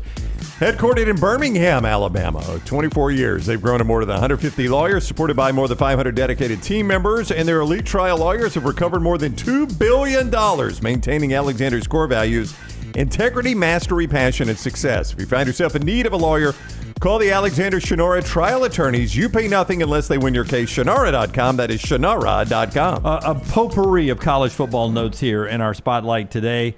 The first one, can you name all the schools that Jaden Rashada and TJ Finley have attended. Which one do you want, Finley or I'll Rashada? take Finley. You take Finley, I got Rashada. Finley, go LT, you're on the clock. LSU, Auburn, Western Kentucky, Texas State. Oh, you got one more. I know. And it's the most recent one.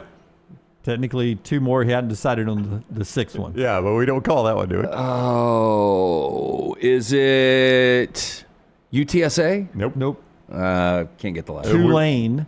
Okay. Never played a game there. Back in the portal looking for his sixth school. Did the whole TJ Finley. The car situation there. Misunderstanding. It seemed like he bought what he didn't know was a stolen vehicle. That's what it seemed like. Yeah. Jaden Rashada. No Carfax on that one. No. Jaden Rashada Brownie. Okay. Did he ever attend Florida? He was enrolled, right? I'm going to count Florida. Okay, yes. count Florida, Arizona State, Georgia, and then he just transferred to. Where did he transfer to? I saw this story. Jaden Rashada transferred to Sacramento State. Sacramento State there. So 9, soon to be 10 schools between those two guys right there. Now, Finley's at least played. Rashada hadn't even played. That's right. No, it has not been a big factor. Yeah. Real quickly, 3 schools in 5 months for 5+ star wide receiver Micah Hudson, who last year played in 5 games, 8 catches for 123 yards, and he's gone school in the last 5 months. Micah Hudson. Do you even know the original school? Do not. Texas Tech. I don't even know how many guys have done that many jobs in that small amount of time. Texas Tech last year, 5 games, 8 catches, 123, 5-star recruit, 5+ star recruit, wide receiver, 5 games. To A&M, Texas A&M was there for a cup of coffee, as we used to say in the big leagues, and now back to Texas Tech. Oh, so our billionaire is back in the game, huh? Back to Texas He's Tech. outbidding Texas A&M. He was like, you know what he says? He's like, by God, I don't know if this kid can play, but I ain't losing him to Texas A&M. Look, I do think Joey McGuire is going to have a pretty good team this year, but that is going to be, going back to Andy Staples on 3 in his top 25, his way early top 25, you're going to see Texas Tech in a lot of people's top 15. I think Andy has Texas Tech in the top 25. He did. He had him right in front of Auburn. Right in front of Auburn, didn't he? Yeah, he's got him in the college football playoff. He got him 11, yeah. There they are, Texas Tech. Got him winning the Big 12. Is that the highest rated Big 12? Yep. I was running through that real quick. Yes, they are. You're right. He's got Illinois this year's Indiana, which a lot of people will have that. Yeah, I know. But that is so high for Illinois. Yeah. Look, Andy's got Florida as this year's Tennessee. Yep. He's got a little flavor in there that's going to be a little different, but, he is playing a lot of the front runners that people will jump on. You think Sark and Texas are going to be the overall one? You think most people, not in the playoffs, I'm saying when most of the polls are out, the respective polls, you think Texas will be the number one? The only one that matters is the AP poll early August, other than our 40 and 40, which starts May 13th. Yep. If you want to vote, DM me. My DMs are open. Do not include a picture, but do include your email. Good feet. Yeah, DM and email, and I'll make you a voter this year. Hey, did you ever catch some nudity in that show? Watched another episode yesterday afternoon eating a salad. No. 3 episods, no nudity. Still up in the upper left. That's crazy. Salad. Eating a salad, watching for nudity. Is there a chance? Shirt off. Is there a chance that there's a filter on my Netflix that is preventing that scene? Just don't want a lady chatterly. No, I'm interested in seeing what's up now. What's up with this? I think they have websites now where you can see just what you're looking that for. Takes all the fun out of it. I'm just saying. What is the name of the show again? Something Canyon? Rusty Canyon, something like that. Canyon. That sounds like one of the shows Tyler's talking about. It sounds like something off of Urban Dictionary. Yeah. Something Canyon, I don't know. A Rusty Canyon. More college football. Tennessee quarterback. This is so new. It's still weird when I see this. Tennessee quarterback Jake Merklinger has signed a new contract with Tennessee. He's signed up. No holdout for him. He's signed and ready to go for the 2025 season. Strike while the iron's hot. Yeah. Boy, they got some quarterback up people, and he's like, I'll sign a contract, sure. So quarterback Jake Merklinger has his new deal worked out with Tennessee. He'll compete, as it says, with George McIntyre and California's Joey Aguilar for the starting job with Tennessee. Boy, as people broke down Aguilar's tape, you think he'll start. I saw a lot of people like, this guy turns the ball over way too much to start in the SEC. Yeah, look, he's going to have more separation with the receivers probably. He's in a better system. I thought that I think there's a lot of upside Concerns for Tennessee's rival, at least in the 90s, the Florida Gators, being eased a little bit. Quarterback DJ Lagway started his throwing yesterday. Not to full strength yet, but his road to being ready for the season started yesterday. He's throwing the football again. You feel better about DJ Lagway being ready. And some video got out, too. I don't know if Florida released it. I doubt that was it. I don't even know who it was. Does the ball curve around a pole into a basket? That's fake. No, of course not. He looks good, though. I mean, he's throwing inside. Yeah. Does it throw it from the Eiffel Tower? No, it's not dude perfect. He's inside. He basically does some footwork and then throws. I mean, Does he throw it back into the machine that's throwing it to him, and then he throws it back into the machine, and he throws it back to him? Those are well edited. They look real. Yeah. I mean, I know they're not, but they look real. I've got this for you, Dunaway, whenever you want. How many episodes he's got to go? Yeah. I mean, Well, I've just got tell him the episode. Ransom Canyon. Ransom Canyon. Ransom Canyon. Not Yeah. Rusty Okay, Canyon. not Oh, Rusty hang on. Canyon. Here's the video real quick before we get to Ransom Canyon. So he just does some footwork and throws. That's the only video that leaked out. Okay. Scott, is that from his personal? Is that what that is from Lagway's personal? It is. Yeah, that's his. He put it out. Okay. DJ, I'd watch that footwork, but okay. Do you feel better? You feel better about If I'm a Lagway Florida fan, him throwing the watching football, yeah. one throw in a warehouse? It does tail right a little bit. Okay, save that. Let me do these two other notes. Save that Ransom Canyon. Now we know the name. And by the way, I think you're done with this. Five-star cornerback Brandon Arrington will decide on July 5th. Five-star plus cornerback and athlete from Lamar, California, down to Penn State, Texas A&M, Alabama, USC, and Oregon. Texas A&M the heavy favorite to get him, but at least Alabama made the cut there. And then finally, Washington State and Oregon State's television package for their home game released yesterday. And CBS, the CW, and ESPN broadcasting games. One of these is not like the others. Oregon State on the left, they get an ESPN, two ESPN games, and a CBS game. Meanwhile, Washington State's schedule is so bad, they get one CBS game against Washington at home. Idaho, Toledo, San Diego State, Louisiana Tech, and Oregon State all on the CW. At least, I mean, some dogs for Oregon State and Lafayette, Wake Forest, Sam Houston, but at least they get Washington State on CBS. They get Houston on ESPN, and they get Cal on ESPN. So, interesting. Man.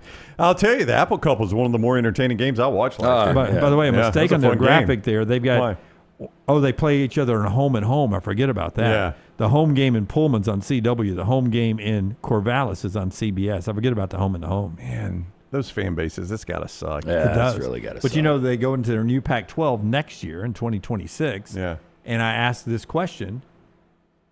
Did they create, because Oregon State, Washington State was out paying Pac-12 money that they control now, to build a conference? Pull up what the next year's big Pac-12 will look like. That includes Boise. Did they build a conference too good that they won't win it? Possibly, and I was going to say it might end up being the best Group 5 conference. Yeah. All right, so the 2026 Pac-12 will be Oregon State, Washington State, Boise State. Yeah. Who this year would be the favorite, I think, of yeah. those three. Colorado State doesn't do much for you. Fresno State, San Diego State. But those three right there, Colorado State, Fresno State, and San Diego State have all had good history as Group 5. Yeah, Utah State, making it, I think, the only conference in America where everybody has a state in their name. Oregon State, Washington State, Boise State, Colorado State, Fresno State, San Diego State, Utah State. And how many of them are really states? Or how many of them are not states? Well, Oregon is, Washington is, Colorado is, so Fresno, San Diego are not states Boise at all. are not. Gonzaga is also in that conference as a non-football playing participant. Yeah, so. for now. Yeah, for now. Yeah. All right. That is our football spotlight brought to you by Alexander Shunnarah. Shunnarah.com. You do not pay unless they win your case. That is where you start when you need an attorney. Shunnarah.com. Jim is hot on Ransom Canyon. Will he be cold? Our Hemp Hill update on nudity in Ransom Canyon. Yes, LT. 205-229-2090. Make sure your AC unit is ready to keep up with this changing weather. Right now, $1,000 off the HVAC systems, plus 0% financing. Call Adam, Chad, Andrew, the guys there. Inquire more details. Whether you experience plumbing, heating, or cooling issues in your home or business, they are ready to serve you. Hard to stop a train. Trust the name Birmingham has trusted since 1954 for all of these issues. 205-229-2090 or hemphillservice.com. materializeservices.com. If you missed the conversation yesterday, it came up in my queue with Lila Garrity from Friday Night Lights back on NBC back in the early 2000s. She's in a new, basically soap opera Yellowstone. Minka Kelly, if you don't know who played that Kelly. And it dated Derek Jeter for a minute. Yep. Got my attention, and I turned on the first episode because I was like, because it had her at a football game, and I was like, is this like Friday Night Lights? Is it Yellowstone meets Friday Night Lights? So I turned it on, and in the upper left-hand corner, it said strong language nudity and something else, probably smoking or drinking. And I watched the whole episode, and there wasn't even sexual situations. Okay, so before we do this, the basic. Okay, go ahead. Then episode 2, nudity is still in bold letters up there. Yeah, still nothing. No nudity. Episode 3, no nudity. I saw the trailer. Basic premise. Give me a basic premise. Yeah, it's here. Yellowstone. It's a Hallmark version of Yellowstone. Yeah, General Hospital. Meet Yellowstone. Well, I mean, they've got a description hats. here. So this is from MSN. Netflix's Ransom Canyon isn't a family-friendly Western drama. It is not. The Parent's Guide right here. So real quick, based on the novels by Jodie Thomas, series stars Josh Duhamel and Minka Kelly. Well acted. Centers on 3 ranching families in Texas as they battle for land, grieve the past, and fight for the future. Yeah. There's feuding cowboys and love triangles galore. Here's what it says when it gets to sex and nudity. This is when Dunaway's about to tap out. I've got the Wikipedia pulled up. Apparently, it doesn't happen until episode 5. Bold letters, nudity. While there are multiple instances of sexuality featured in the series, there aren't super explicit sex scenes. All scenes involving sex take place between opposite sex partners. None of the sex scenes feature female nudity, but one particular features an instance of male rear nudity. You're sex watching for a dude's scenes butt. don't last long, typically more sensual in So they're nature and in focus reality. on close-ups on faces rather than Yeah. bodies. Then it goes on to say, next paragraph, as mentioned above, Ransom Canyon doesn't contain any female nudity. There are a couple of instances of female characters undressing to their underwear, in addition to a sex scene that shows brief male rear nudity, but that is it. But they put nudity in the top left corner, where I've seen nudity before, and it was like sexual situation. Will you watch episode 4? Yeah, because I'm hooked now on the So characters. did Ransom Canyon basically like just this old dude right here who's with Minka Kelly here? They can't get together. Like they're like they Too big of an age gap? She's loved him since high school. Oh. But he married her best friend who is dead. That's all I'm going to tell you about the storyline. Yeah, don't ruin it for me. Don't ruin it for me, Jim. Yeah, but but it's well acted. Those guys. Yeah, I bet. Yeah, and then I mean you got Austin Water trying to come through and put a pipeline in. Yeah, I love the fact. Not on my land. Hey, Brown, not on my land. If you're thinking about it, here's how they sum it up. Additionally, the series makes use of violence, but you won't see lots of blood and murder. Instances of fistfights which result in cuts and bruisings on faces. Scenes involving injuries, including a cut that needs stitches, an accident in a tornado, and a sports injury, and one close call with bull riding. Beyond Violence show also includes a lot of characters drinking liquor and extensive subplot about death and grief. There's bourbon being drank in every scene. I wish we could have heard the meeting though. Like, you got Minka's contract over there, Phil? Yeah. What's it say about her nudity? And Phil's like, Minka does not do nudity. Yeah. And, This is and where Bob, I said- and then Bob's like, I got an idea. Yeah, let's put nudity in the top left corner. We'll show a guy's butt in episode 5, but we'll put nudity up there every time. Or you could have just doubled Minka's contract, right? Could have. They'll probably not make any money there in Ransom Canyon with a double of Minka's contract. Number 2 yesterday afternoon on Netflix in America. Ransom, not Rusty Canyon. Cowboy soap opera. All right, when we come back, we'll get to trash. Also, a guy that I wanted to end up in Tuscaloosa, PJ Haggerty, appears to be down to 4 schools. Remember, his asking price was $4 million in NIL. What those 4 schools are, and a little bit more NFL news, and a viewer got engaged. That's all coming up on the show. That today is being brought to you by our friends at Champy's World Famous Fried Chicken, Highway 119 in Alabaster. If you're going to throw an engagement party, why not do it with the best fried chicken around? Champy's, Sterling, Highway 119 in Alabaster, right off there, location for over 10 years. Brined overnight, it's cooked to order. Chicken fingers, Mississippi Delta recipe, tamales, and so much more. Champy's Chicken, champy'schicken.com. Take the next round anywhere you go with official Next Round gear. Buy yours today at nextround.store. I'm attorney Alexander Shunnarah, Alabama born, Alabama raised, and ready to fight for your rights. I have one of the largest firms in Alabama, and we are here to help you get the compensation you deserve. Call me, Alabama, 323-1000. No representation is made that the quality of legal services being performed is greater than those of other lawyers. Hey, you. Days warming up, looking like spring. And at New Balance Birmingham, we've got the thing. What pops and what's fresh? Check the selects. Come together at New Balance Birmingham on Highway 280, right next to Chick-fil-A. New Balance Birmingham, we got now.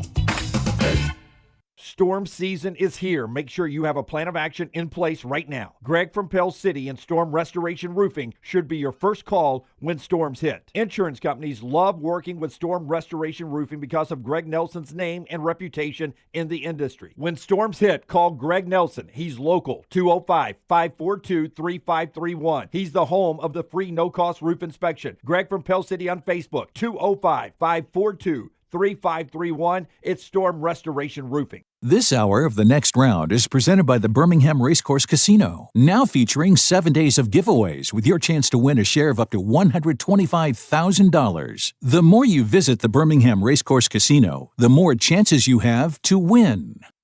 Twin Peaks is the best in the game. Here, you're in the red zone for every college rivalry and divisional matchup all season long. I mean, where else are the scenic views as good as your view of the game? Only at Twin Peaks, the #1 sports bar. The road to the Indy 500 runs through Birmingham, May 2nd through the 4th. The fastest IndyCar drivers in the world, O'Ward, Dixon, and Newgarden will put their skills to the test with one goal in mind: victory. Witness Miss America Abby Stockard give the most iconic command in all of racing as the Grand Marshal. May starts here. The Children's of Alabama Indy Grand Prix, powered by AmFirst. Tickets are selling fast. Get yours today. Hey, Lance Taylor from The Next Round to tell you about one of our favorite places for breakfast, lunch, and dinner. That is Hamburger Heaven since 1982. Hamburger Heaven has been serving Birmingham's best hamburgers, cheeseburgers, French fries, hand-spun milkshakes, and sandwiches made fresh to order. All of their ingredients are fresh and prepared daily. This includes their beef, always fresh, never frozen, hand-pattied each and every day. For breakfast, lunch, or dinner, visit any of the 4 locations: Highway 280, Irondale, Gardendale, and Homewood. Want more of the show? Download the app or visit nextroundlive.com for the latest podcast, The Mystery Fifth Hour, our Not For All Ages podcast, The Last Call, and the entire Double Down Media podcast family. All at nextroundlive.com and on the Next Round app. Hey, let me tell you about our friends at Urology Centers of Alabama. Compassionate and comprehensive urological care with 35 physicians, 17 locations across Alabama. Their patient-centered approach to all of your urological needs. Remember, they've got that new men's health center. It is beautiful, helping men with a wide range of sensitive male issues in a comfortable environment. You can always go online, visit urologycentersalabama.com, schedule an appointment with one of their many urologists today. I'm attorney Alexander Shunnarah, Alabama born, Alabama raised, and ready to fight for your rights. I have one of the largest firms in Alabama, and we are here to help you get the compensation you deserve. Call me, Alabama, 323-1000. No representation is made that the quality of legal services being performed is greater than those of other lawyers.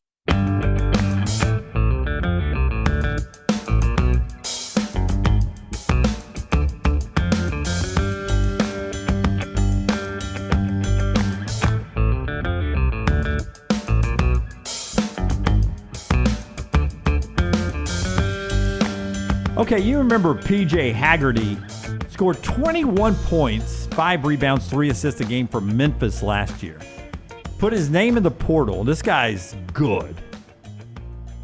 But he put his name in the portal saying he wanted $4 million to play basketball next year somewhere.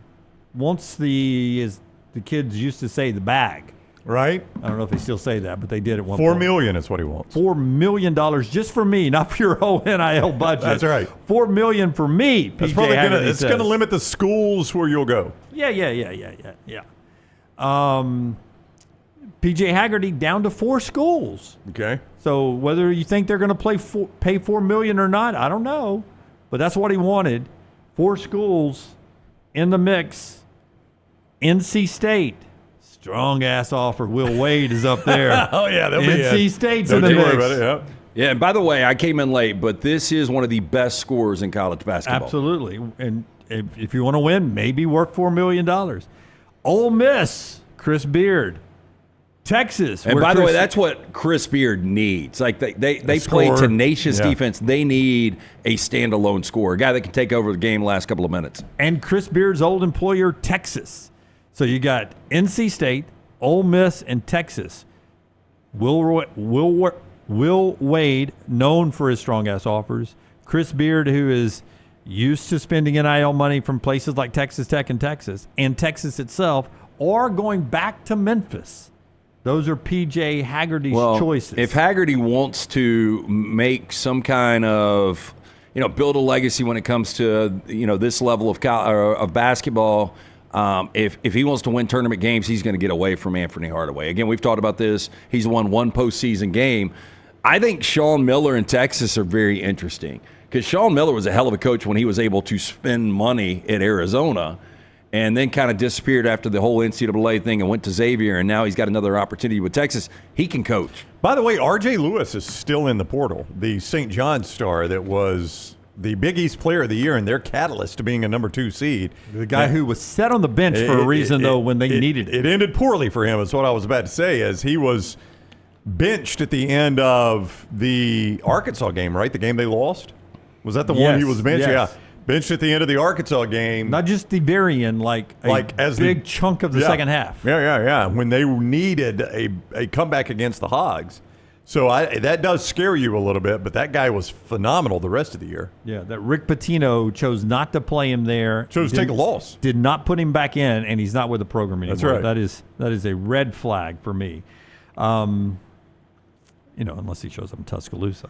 Yeah, well, you fixed it at that point, right? They know it's fixed it. Yeah. 2 NFL notes here. One of them, the draft. Now, put this in perspective. This is about college football playoff numbers. First round of the draft on all platforms and streaming.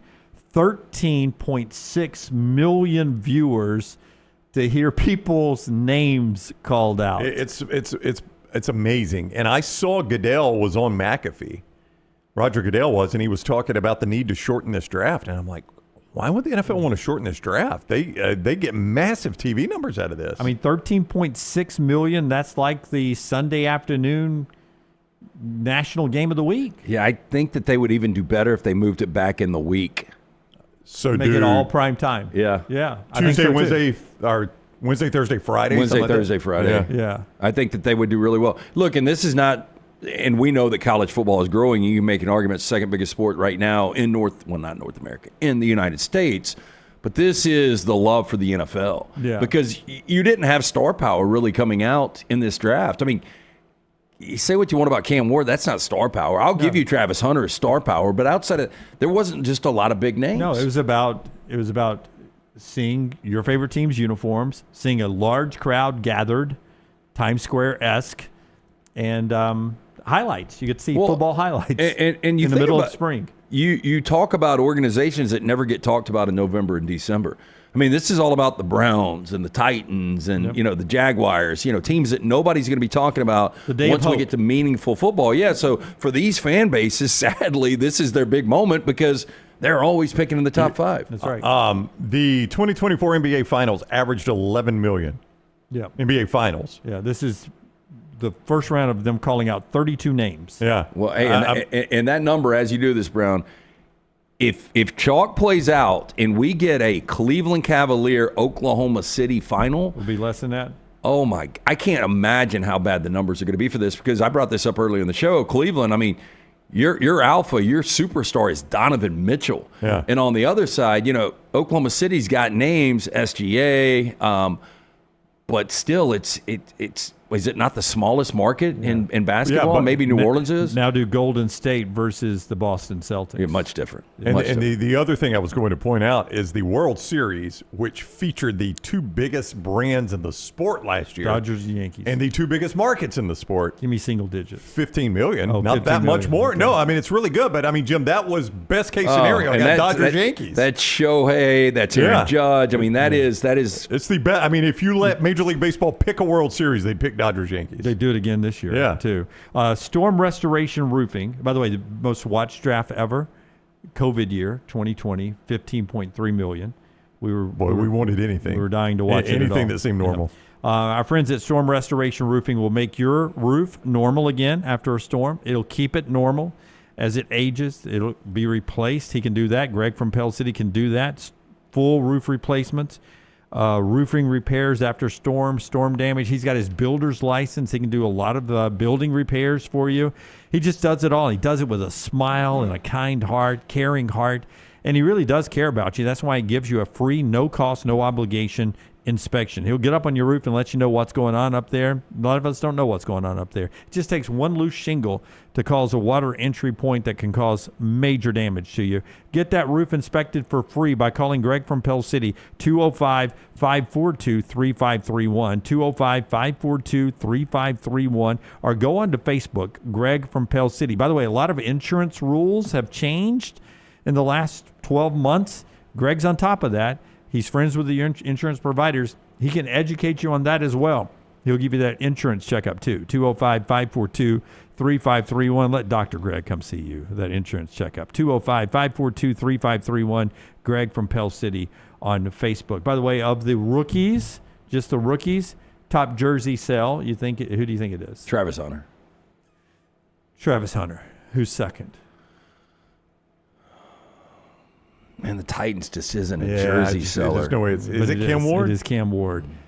But Shedeur Sanders is number 3. Well, it might be a collector's item if he doesn't make that roster.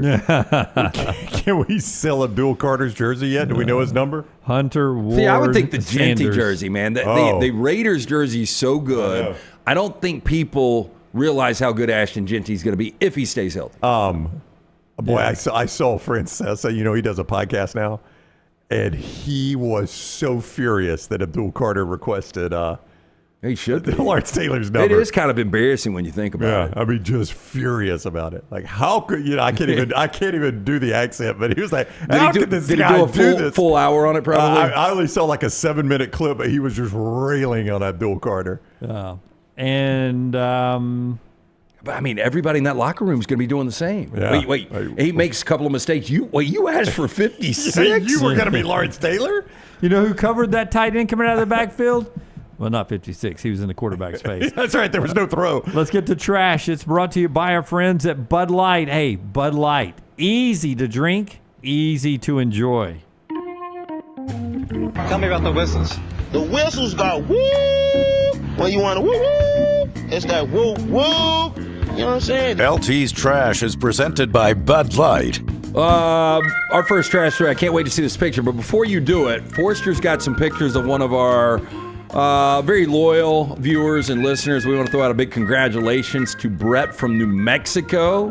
Big truck driver Brett. He got engaged on Saturday. Oh, look at that. Sun setting over the head. That is beautiful. Where is that? That's beautiful. So I am told this is the observation deck at Bass Pro Shops. The one in Memphis? I don't really know. That ain't the one in Leeds. I'm going to tell you. Yeah, water in the background. You know the one in Memphis, Lance, is the old pyramid. I bet that's where they are. I bet it's the observation deck of the pyramid. Yeah. Yep, I bet it is. But he got a yes. I guess we wouldn't be talking about this if he didn't. Yep. But that leads us to our question of the day, Brown. So we will ask a little bit later on Facebook, and you can go comment there at Next Round Live on Facebook. Always follow us on all social media at Next Round Live and comment on Facebook. We are going to ask you the most unique place you have ever. This is one of them, by the way. The most unique place you have ever seen or heard of an engagement. That will be coming up just a little bit later on have you Facebook. Guys, I'm thinking on the fly. Well, I mean, observation decks around the world, I think of the Empire State Building. Yeah. That's a gorgeous view right there, though. I've never... Yeah, but do you guys know anybody that's done something very unique? Out of the ordinary. One story in trash about the couple that got married at a Cannibal Corpse concert. There was that. Yeah, that was unique. Good call. That was this unique. week. Yeah, actual marriage. Yeah, you guys think on that. Okay, here. Can't wait to see this video. All right. I should pull that back a little bit. This could be bad. In a scenario that sounds almost too absurd to be true, an Australian woman discovered the hard way that chasing clout may have come at a high cost and serious consequences. Jolene Dawson A 29-year-old TikTok trendsetter from the Gold Coast spent a staggering $8,000 on a series of, quote, experimental treatments to make her look more like a cat. You know where I want experimental treatments? On my face. Now, to attain her aim of viral stardom, she had treatments to widen her nostrils, sharpen her cheekbones. She wanted to perfect the feline look. Now Dawson says the entire ordeal was a... Don't. Yeah, I'm not going to do it. Catastrophe. A catastrophe. Yeah. Speaking to Jam Press, she convinced she never actually identified as a cat. Instead, she admitted bluntly, quote, I'll be honest with you, and I don't want to admit this, but I was just doing this for attention. What? Unfortunately, the attention came with a high cost. Dawson revealed that her body began to reject the filler as it traveled to areas of her face never intended to be. This looks like a straight up dude now. Oh, no. Boy, now, things became even worse when she tried an experimental barbed threading operation, which left her in so much pain that she attempted to take out the threads herself, resulting in lesions and scars. So, bad news for her. So, I'm on the episode on the Pit where the chick is using all the skin care products from different countries with all the mercury. Yeah. Boy, she looks rough as a corn cob, too. Good catch by that doctor, though, man. Yeah. Good So, catch. what did this girl look like before? I'm not sure. This... Is that an eggplant tattoo, Tyler, on her shoulder there? No, it's a crown, that Brown. does appear to be an No, eggplant. that's the eggplant. No, Yeah. Jim, you're missing the you're right. eggplant. That is an eggplant tattoo. Boy, I tell you what, you are into something big if you want the thing tattooed on you. Oh, where everybody can see it? Where everybody can see it. See, I could see that being more of like a joke tattoo that would be like in a hidden location. Right, exactly. Not like an area people could see. Right. Well, I mean, maybe that's just, the swingers, don't they show their pineapple, their upside down pineapple? She's just letting you know what you're getting into. You know what she's down to. Sad story. University student has been rescued from the slopes of Mount Fuji twice in the space of a week, second time during an attempt to retrieve his mobile phone. Now, the hapless climber, 27-year-old Chinese national, who has not been named, was airlifted from Japan's highest mountain last week, only to be the subject of a second search 4 days later. 3 strikes, you're out. Like, we're letting you go on that third time. Yeah, third time, you're on your own, Chief. I mean, just go to T-Mobile, switch. Yeah, right. Now, it emerged that he returned to the scene of his first rescue to retrieve his phone. The student, who lives in Japan, was found on Saturday by another off-season climber on a trail more than 9,800 feet above sea level. My dad would say he's going to college for book sense. He needs some street sense. Street smarts. Now, quote, he was suspected of having altitude sickness, was taken to the hospital. Officers later realized the same man had been lifted from the mountain by helicopter just 4 days earlier. Now, media reports said the climber returned to the peak on Friday because he left his cell phone and other items at the scene on the first rescue. It was unclear if he managed to find the device. I don't want to go Jordan, whatever her name is, from North Carolina, but the key to that sentence is other items, LT. It's not the cell phone. It's the other items. Quote, unquote, other. Those are not mine, sir, I promise. It is the other items that he is going back to get. Well, that's a beautiful picture, though, right there, Mel. You get a little bit of everything. So when we were in Hawaii, a lot of people on the islands of Hawaii, they visit Japan on their vacations because it's only a 6-hour flight. Oh, yeah, just and 6 I was hours. talking to some of these people about it, and they were talking about like how cheap everything is in Japan right now because they are doing their best, the Board of Tourism, to bring in as many people as they can. Right. It's supposed to be an awesome place. The yen is really weak right now. I was looking at prices a few weeks ago. You can get hotels that look pretty nice for $40 a night. And, and that's legitimate. Like talking to one of the guys that worked food truck, like 4 burgers was like $80 at a food truck there in Hawaii. And he was like, we would have steak dinners with really good wine. And he was like, the whole dinner was like $100 for everybody. What's the flight, Tyler? You looked? No, the flight is pretty expensive. I saw those at like $700. I want to go. I want to do Europe before Japan, but I do want to do Isn't Japan. that same thing with Europe, though? Once you get there, you can cheap it up. The cost is down a little bit, especially Italy. Tyler, I can fly you for $503 right now. Oh, well, that sounds like some content that we need to make. Dude, what Tyler did. I'll look into that. So $503, you get over there, you spend $500. It's $1,000 trip to go to Japan. Sounds like a winner to me. Well, I mean, do you want me to check the airline first, though, Lance? I mean, I don't care how as I get there. long as it's Put me on a not crop duster, United I don't or care. American. I might have overstated. Especially American. The Atlanta to Tokyo nonstop, 14 hours, is $1,897. So that's different than $530. Yeah, considerably, it's much Jim. different. Considerably. I don't know what And happened now there. add first class to that, or business class. Are you going to sit in first class? If I'm 14 hours after the last flight, I'm going to save up, and yes, I think that would be a good expense. Let's see, Lance. Premium Select is going to be Delta's first class. That's $39.30 per ticket there. Yeah, it's gonna be a $3,000 little per out of my ticket. range. Yeah. So police said they're searching for a man who allegedly hid plastic Easter eggs across his city containing marijuana. Oh, Then he wow. posted clues on how to find them on social media.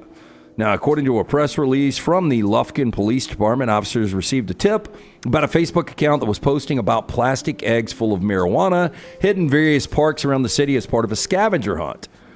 Officers went on to say, quote, suspect posted 4 photos on Facebook showing each location as hints to locate the eggs. Also posted a photo of 5 plastic eggs in the seat of a vehicle. Officers found 4 eggs and believed he had not placed the 5th. Officers learned they were incorrect in their assumption when a man and his granddaughter turned the final egg into the department the next day, having also found it in a park per the release. In total, officers said they recovered over 1/4 ounce of marijuana. Wow. Is that a lot of marijuana? Just I asking. mean- No, nobody here is familiar with it. I get it. Okay, so you got to you do to scale. You know how small a plastic egg is, right? I do. No, that's not a lot of marijuana, So those but it's a lot.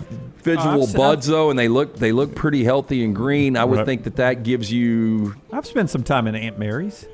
Yeah, like How much is that worth? Is what I'm asking. Oh, I don't know what that would be worth. The magic grass. I got to be honest. I don't think The old I've rainy day woman. Yeah. I don't think I've ever bought it. Well, that's good. Yeah, it's just one of those things that I've just come across. Now, I've been the known, edibles. I've been known as what's different. I've been known as Rudolph Red Eyes during the holidays before. And finally, New York University student has accused the school of failing to properly address a disturbing incident in which she alleges her roommate urinated on her while she was asleep. That is quite disturbing. I would agree with her. Now, I have known of this a couple of times that have happened. Guy gets piss hammered. Somebody sleeping on his couch. He pisses all over the I person. had a buddy that would sleepwalk, and he was intoxicated and did not pee on someone, but peed on her folded, clean clothes that were sitting on a chair. I mean, you kind of have to throw those away, don't you? I would. Yeah. I would. I mean, it was my own urine at the Killers concert in Atlanta in my jeans and shoes, and I threw those away. And it was my own urine. God, in the rain. Tell me how bad this would have been. Alan Dick, when he flew us out for the Supercellers out in Vail. Yeah. For those who don't know, Alan Dick used to own Dick Broadcasting, Yeah, so which he owns- originally owned WJOX. On Jocks, and so Yeah. 98 was my first year there, and depending on your percentage of sales, they would bring a certain amount from their Greensboro, Knoxville, and Birmingham locations. Right. Fly them out, you got a +1. And so we're out there in this 5-star resort. First night, drink on the plane, get there, drink at dinner. Bethany's pulling me back in the room. I completely just stumbled out in the hall, and I was just opening door to door, trying to find a bathroom. I've seen that, Lance. Yeah. That's a fun She Lance. was like, we're bringing this one back in. So that would have, I guess if I would have gotten an open room, I was pissing all in that room. Yeah. Great story. I don't think we should tell here on the air, but if I said the name, a lot of people would know it. One time, in a drunken stupor, mistook a TV for a bathroom in a hotel room. Oh, wow. And woke up another name that if we said on the show here, everybody would know it. Have we heard this story and I'm Yes, just you forgetting have. it? Yes, you are. Okay, so Alani Belcher, sophomore from New York's University Tisch Schools of Art, publicly criticizes the university's handling of the situation, shares her story on social media. Belcher says the incident occurred in the early hours of April 12th in her dorm room. She claims she woke up to find her roommate squatting over her and urinating on her arms and bedding. Quote, I said, "What the F are you doing?" Then she says, "Oh, sorry," like she wasn't expecting me to wake up. I was utterly disgusted. I did not know what to do. She contacted the Department of Campus Safety. She met with 2 officers who, according to Belcher, filed a report, but advised her that it was unnecessary to wait for New York City Police Department, reportedly stating it wasn't worth waiting for police. Now, the university offered to transfer Belcher to another dorm room after initially stating via email temporary spaces are not available at this time. So she won't say it's ridiculous. I don't know why I would lie about this and ruin my whole life with 3 weeks of school left. But anyway, she wants out. Yeah. I don't blame her. Wouldn't you want out?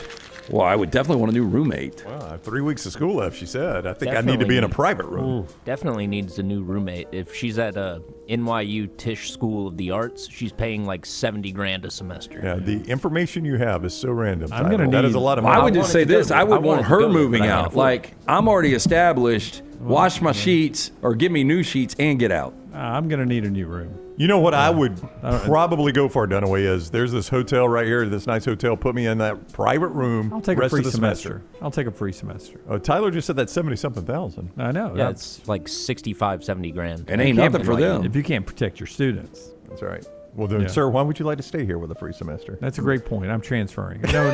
I'm in the portal. Please don't go to CBS Morning News. Well, let me ask you this. If you were, let's just randomly say you're an Apple employee, and another Apple employee comes in and throws piss on you. Company stock is the only thing that's going to solve that for me. Yeah, but don't you think Apple's they're gonna do something to keep this thing on the down low? An excessive amount of company stock is the only thing that's going to solve that one.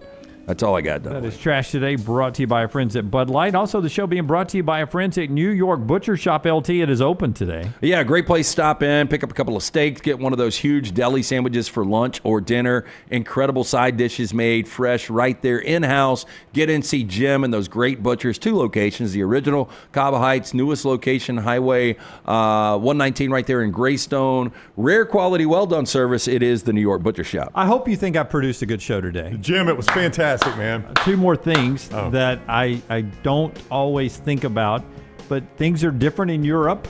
Right. Things are different in Europe than they are here. The Madrid Open tennis last night shut down because of sweeping power outages. We have power outages here. The power outages caused millions to be in the dark in not only Spain, Portugal, and France. Well, that's a lot of power outage. How are we connected on that one grid? Yeah, like you Can have we draw the line? you have a really bad storm come through Alabama, and there's like 100,000 people without power. Yeah. And I'll need you to check this one, Jeeves. Lin-Manuel Miranda of Hamilton's fame. Did I get that right? Yes, you did. 2015's Hamilton. Is the son of Yankee great Bernie Williams. Is that true? No. Heck no. They're like the same age. Yeah, they're almost His the same age. father is Louise A. Miranda. Where did you read that? April Fool's Day was 28 days ago. Hey, have you heard the one about Mr. Rogers saving Captain Kangaroo on the beaches of Iwo Jima? Okay, will you just search Lin-Manuel Bernie Miranda Williams. and Bernie Williams and see Williams. what pops up? Literally, I think they're the same age. Manuel Miranda, by the way, working on a new movie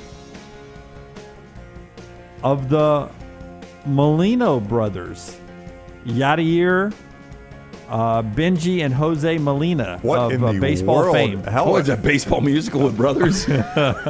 Baseball. I want to be in the dugout where it happens. Anyway, I think you stumbled across a whole April Fool's article. I wrote down question mark beside it. You should have. I said, how did How Lin-Manuel many people are like, Miranda? he's working on a Molina Brothers movie? Yeah. I can't find anything. Yeah, I don't know where you get that. Maybe Bernie Williams is going to star in this movie. He's probably a producer. But he is working on it. Lin-Manuel Miranda bringing the Molino brothers to life on the big screen. Will it be Hamilton or not? Less than Hamilton or I know not? Tyler will go see it night one, so we'll That's get a right. review on it. Yep. That's our show.